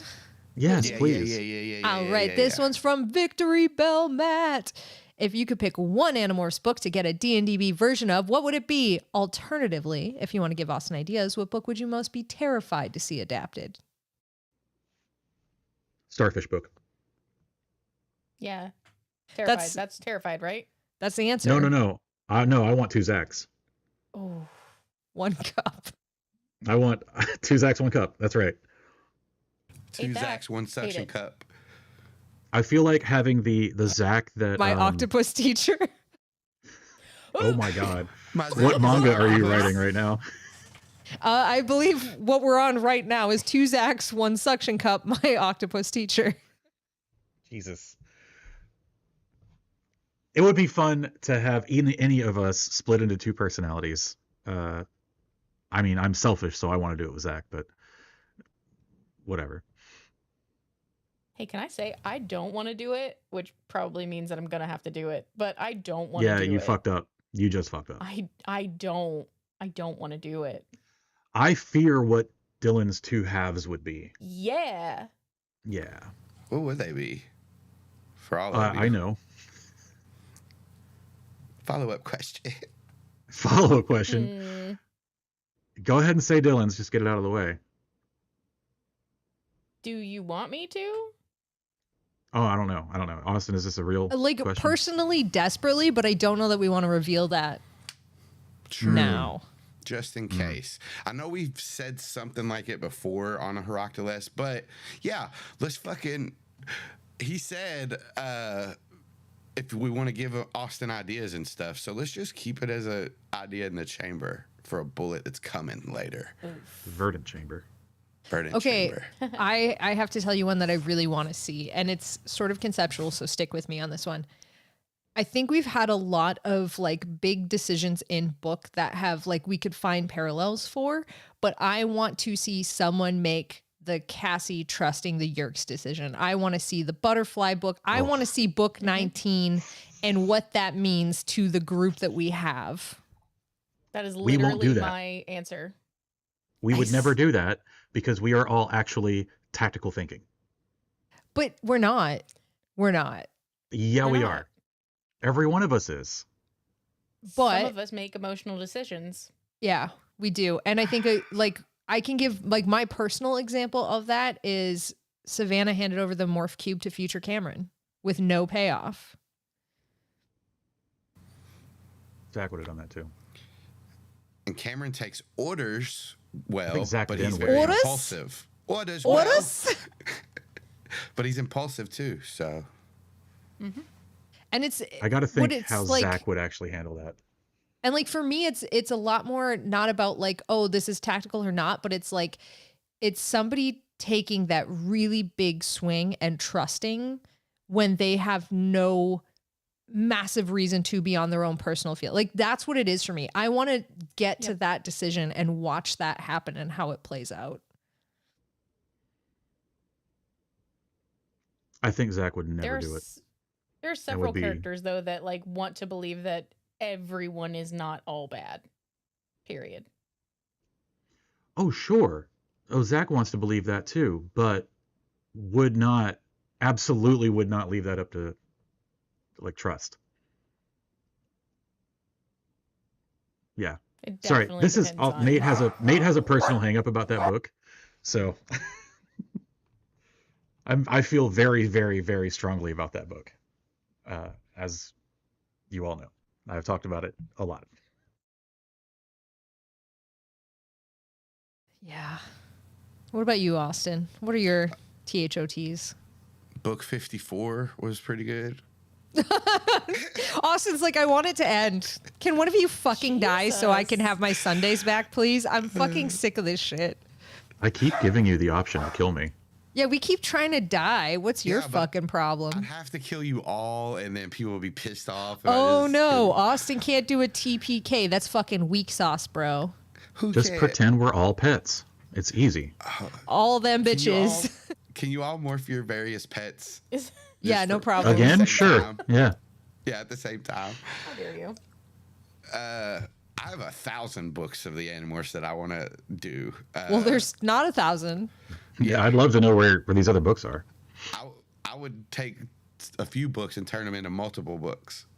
I'll just list off some, you know. I think, and this doesn't mean that we're doing these, but they are like ones in my head that I would love to do. The Howler book, the David trilogy, the Starfish was on there, the Lyran book. I think that one will be fun. No. Dude, the Lyran one would be another fun, like any book where it's like, oh, by the way, you have to like reveal these characters. Because I think for D&D, like the one thing that we're missing that the books had is the complete in their head perspective and walking through all the thoughts. So any foil like that causes us to have to share our inner thoughts, whether it's like Yerked or Lyran or whatever, is kind of fucking awesome. I'll I mean, there's a ton. The Andalites coming, like Gross. showing up would be fun. That's how they have it. Babies, they come. Okay. Fucking Wow. why, dude? That's how biology works, Alex. Yeah. First of all, The- you don't actually it- have to come to impregnate someone, Austin. In vitro. Well, okay. and Artificial. pre-cum. It's Oh. fine. Pre-cum is comes. It's in the name. No, it's I'll before. before cum. Listen to the name. I think It's Latin. pre-cum. It is still Latin. cum. It's just got an adjective in front of it. This is the Adjectives conversation we're having. Change the fucking meaning, Austin. Do they change the meaning, or do Yeah, they Yes. change the? They literally perception? do. No, If they literally do. If I have a screen, like a screen, and then I have a bright screen, it's still a screen. Okay, I hate to be the guy, but this is technically a prefix. It's not an adjective. Correct. I'm saying it's an adjective because it's describing that it's. Oh, not an adjective. Wait, what's an adjective? Which one? It's a verb that moves. Never mind. Hey. So prefix modifies the noun it's attached to. Yeah. Modifies the noun. It was So cum. modifies it. Now it's pre-cum. Yeah, it's before it. Cum So it's before. what happens before. Right. Adjective. No. Prefix. Jeez. Okay. Okay, so shall we move on? I'd love No. to. Let's go back to pre-cum. Oh my Post-cum. God. Yeah, let's move on. Wow, what a good Post-cum. insult. Austin, I wish you'd go back to pre-cum. Post-cum is a cigarette. Yeah, exactly. It's So, like post-nut clarity. Postcoital blow. anyways, Roxy asked, did Charles shoot Ricky? Did Grant take Daxter? Who knows? And Austin knows. who knows? Austin knows. Okay.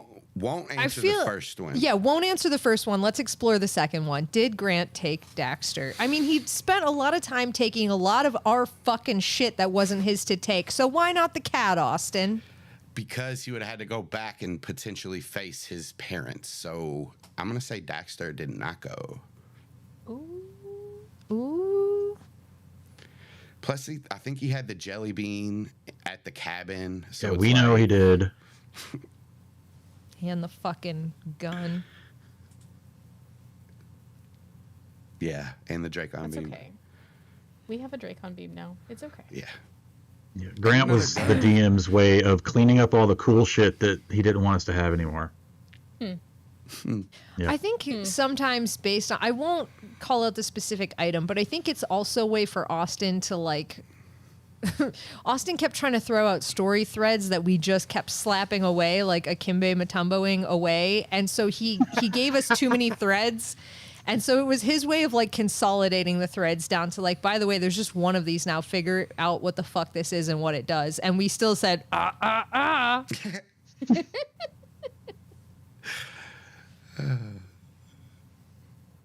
Yeah. Yeah, pretty much. All right, asked and answered. All right, Victory Bill Matt. Has anyone straight up asked Austin in a Herakta Lest if Andalites lay eggs in D&DB? Hey, do Andalites lay eggs in D&D? You have to find out in D&DB. I'm asking in character. As soon as we have downtime, Zach is asking. I'll just fucking do it. Can't wait. And if you don't think after this Herakta Lest, I'm going to make pre-cum something where pre is the adjective, pre-Andalite cum is the adjective. So just wait. No one No, wants no, hold this. on. Nobody No wants one. this. No one. I want to just use what you just said as an example of why. So pre-Andalite cum is come from before Andalites. Yeah, the Elemis cum. Well, No, fucking. no, it's like whatever the, First the of all, four-legged, yeah, the prey animal that was Andalites. I There's thought still a- Elemis made them. no, he took an existing species and he made He modified minor it. modifications to make them what they Fucked an were. existing species? He did. They had like 5 kids. 2 of them died. Oh, no. He's had 2 wives. Oh, One of them was an kids. Andalite. Kids are post-cum. That That's is- one way to put it. Yeah. Yep. And That's why Post small Malone is the goats. rapper. Yeah, I don't know why that is. the Because way he was it is. once a child, but he is now Post. I'm no longer. He used Child to be Malone. And now he's by Austin's side. You want to play this game? I'll fucking That was beat you good. your own fucking game, Austin. That took me too long to get, but that was really good, Alex. His name's Austin too. Not anymore. It's Austin. Now it's 3. Post. Now it's ostentatious. Did we answer that one? I think Yep. so. Yep, we sure did. And it's that Zach's going to ask directly to the Andalites in game, which I'm waiting. Zach has to incite Maitea and Max's relationship. so it'll be another that's 3 the trigger seasons. event. Yeah, because we They'll be like, this established is our Zach child, cannot tell. and Zach will be like, you guys are together. Hey guys, Oh. fuck everything that we just said. Yeah, something that you've said has influenced the way that we play our characters. Done. Yes. Boop. That's gonna happen now. Yeah. All right. This is the last question that we have. It's from Roxy, and it's why did Zach's dad stop selling bootleg porn to the video store? I gotta watch this video store episode. Maybe he got married. His wife wouldn't let him. Why? Hey, why was he selling bootleg porn to the video store? I wanna- in the Pack first it up. place? Did he make the porn? Is he in it? No. He I don't just think he was a why is it part of bootleg gripping then? Gripping my pickle. It's bootleg Is that the because name the of the porn? regular catalog doesn't offer porn, so we have to buy it in the back alley. I think it was gripping Okay. my wizard. Gripping My Wizard, Oh. there was an octopus one too. A barrel one. Fucking Oh, the barrel. over the barrel. Over Yeah. the barrel. Okay. He also sold like a Jurassic Park one.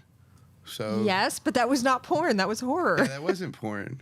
Was there a like? I'm gonna watch the video. I am. But was there a character in the game that just was named Steve? Like what? Somebody said it was Roxy. Zach's dad. I'm Yeah, blaming It was Roxy. Roxy.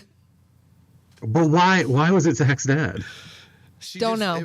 It's in Okay. It's canonically in Ocean Grove was the Yeah, but start why of did it have to be Steve? Yeah, I we don't don't know. Yeah. Okay. So there you go. What the listeners say actually influence everything we do in this game. Bean, this is from Austin and I 2 weeks ago, played a video store game for the Sunday stream. Called And Retro Rewind. Retro Rewind. We had to build a video store, and it's straight Blockbuster. But when we had to name it, it obviously became like an Ocean Grove video store, and so it became canonical in the world, and then everything went out of control from there. Pacific Videos, spelled with an S in the middle. God. Fantastic. You all act like you didn't know I wasn't good at spelling and grammar at the first We didn't. recording. We Austin? didn't know that. Repeat for me how that conversation went. Hey, you want to play? No, with the Pacific Towers. Is this real or not? Yes, it's real. No, what? That's what you said. Is this real? I Did said, you mean this? here's what I said to you, you fucking dickweed. Yeah, What I said to dickweed. him when he sent me Pacific Towers, I said, I really like that you changed the spelling of Pacific to be the name of a building. Like, I like that it's deviated from the original because that way you know it's like not location based specifically. It's like bringing this sort of different aura to it. But I went into a whole thing about how much I loved that he did that to change the meaning of it. And Austin said, quick question, how do you spell Pacific? Yeah. Yeah. Thanks. You too could be a GM. It's not hard, It's evidently. easy. Oh. What else? Is that it? Do we have Those were all the questions. Wait, hang on. Bean had a late. we had questions from the We from the had chat. Question. Yeah. One, looking. do you want me to bring a neutral set? Yes. Bean, please bring me dice at DragonCon, please. Dun-dun-dun. Da-da-da-da-da. Did the ants know. build the pyramids? Yes. Oh, late question. How many NPCs are you planning to give the party to play alongside Austin? How many more NPCs do we get? What would be hysterical is if So- we just started giving the cube to every NPC we find, and then Austin just has to make that See, person. this is the Book 19 choice. Zach's going to be out there like everybody's got to be one of the Oh, yeah. humanimals now. Zach wouldn't do it. Zach wouldn't do it. Nate's saying this would be funny.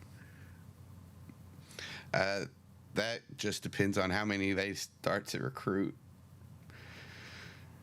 I mean, 30 Bree and Chad are there. NPCs later. I liked it. I think this really frees up our weekends because Austin's the only one that has to come on here and play 30 Yeah. fucking characters. We can be like, you need us this week? No? Great. See ya.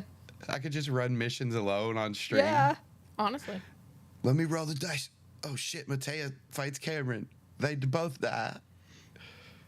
This is what's gonna happen if you let me do it myself. all the work we did. I'm just looking forward to when Max and Matea's like relationship really takes off, and we have to listen to Austin just make out with himself. I guess like That's They that's can't. the same as Cameron and Rena.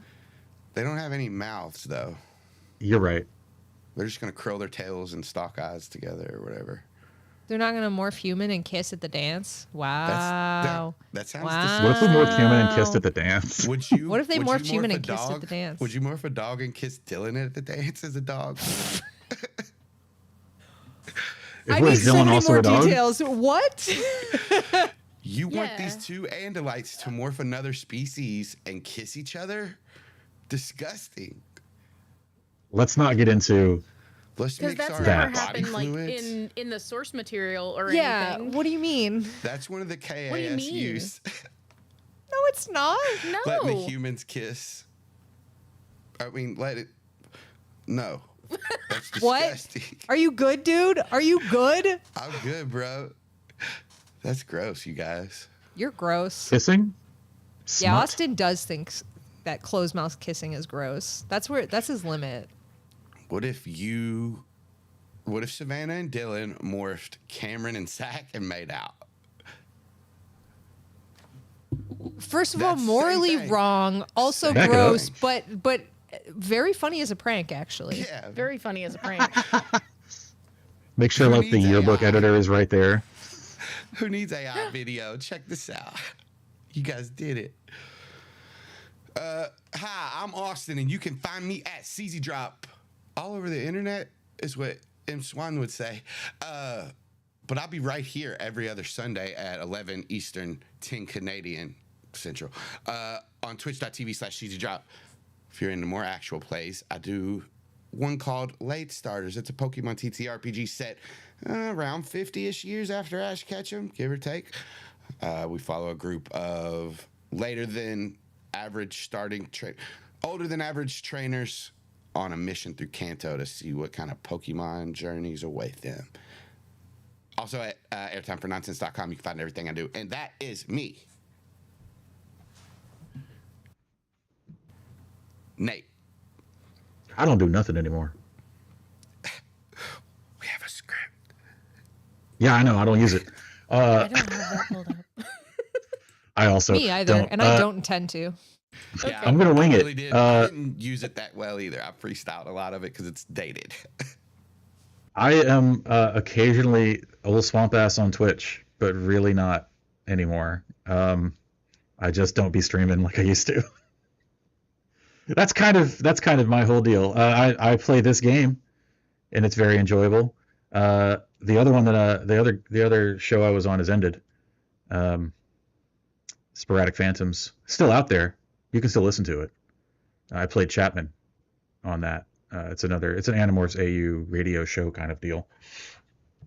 That was it. How's that for winging it? Let me wingman you a little bit. There's Okay. something coming up that Nate's a part of that maybe we won't say Well, too that's much true. about it. But it's Yeah.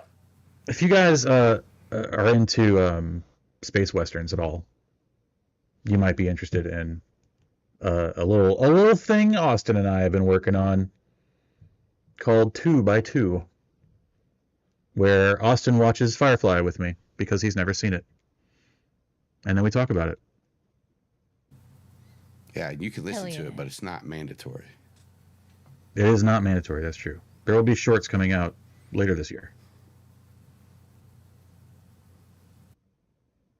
Okay, now I'm done for real. Someone else go. Jenna. Hi, I'm Jenna, and you can find me all over the internet at Jenna Chill. Like everywhere. Anywhere that you want to talk to me, that's where I am. You can find me, and you just make sure that you don't put a second L in there because Alex will pre-cum for you in the night.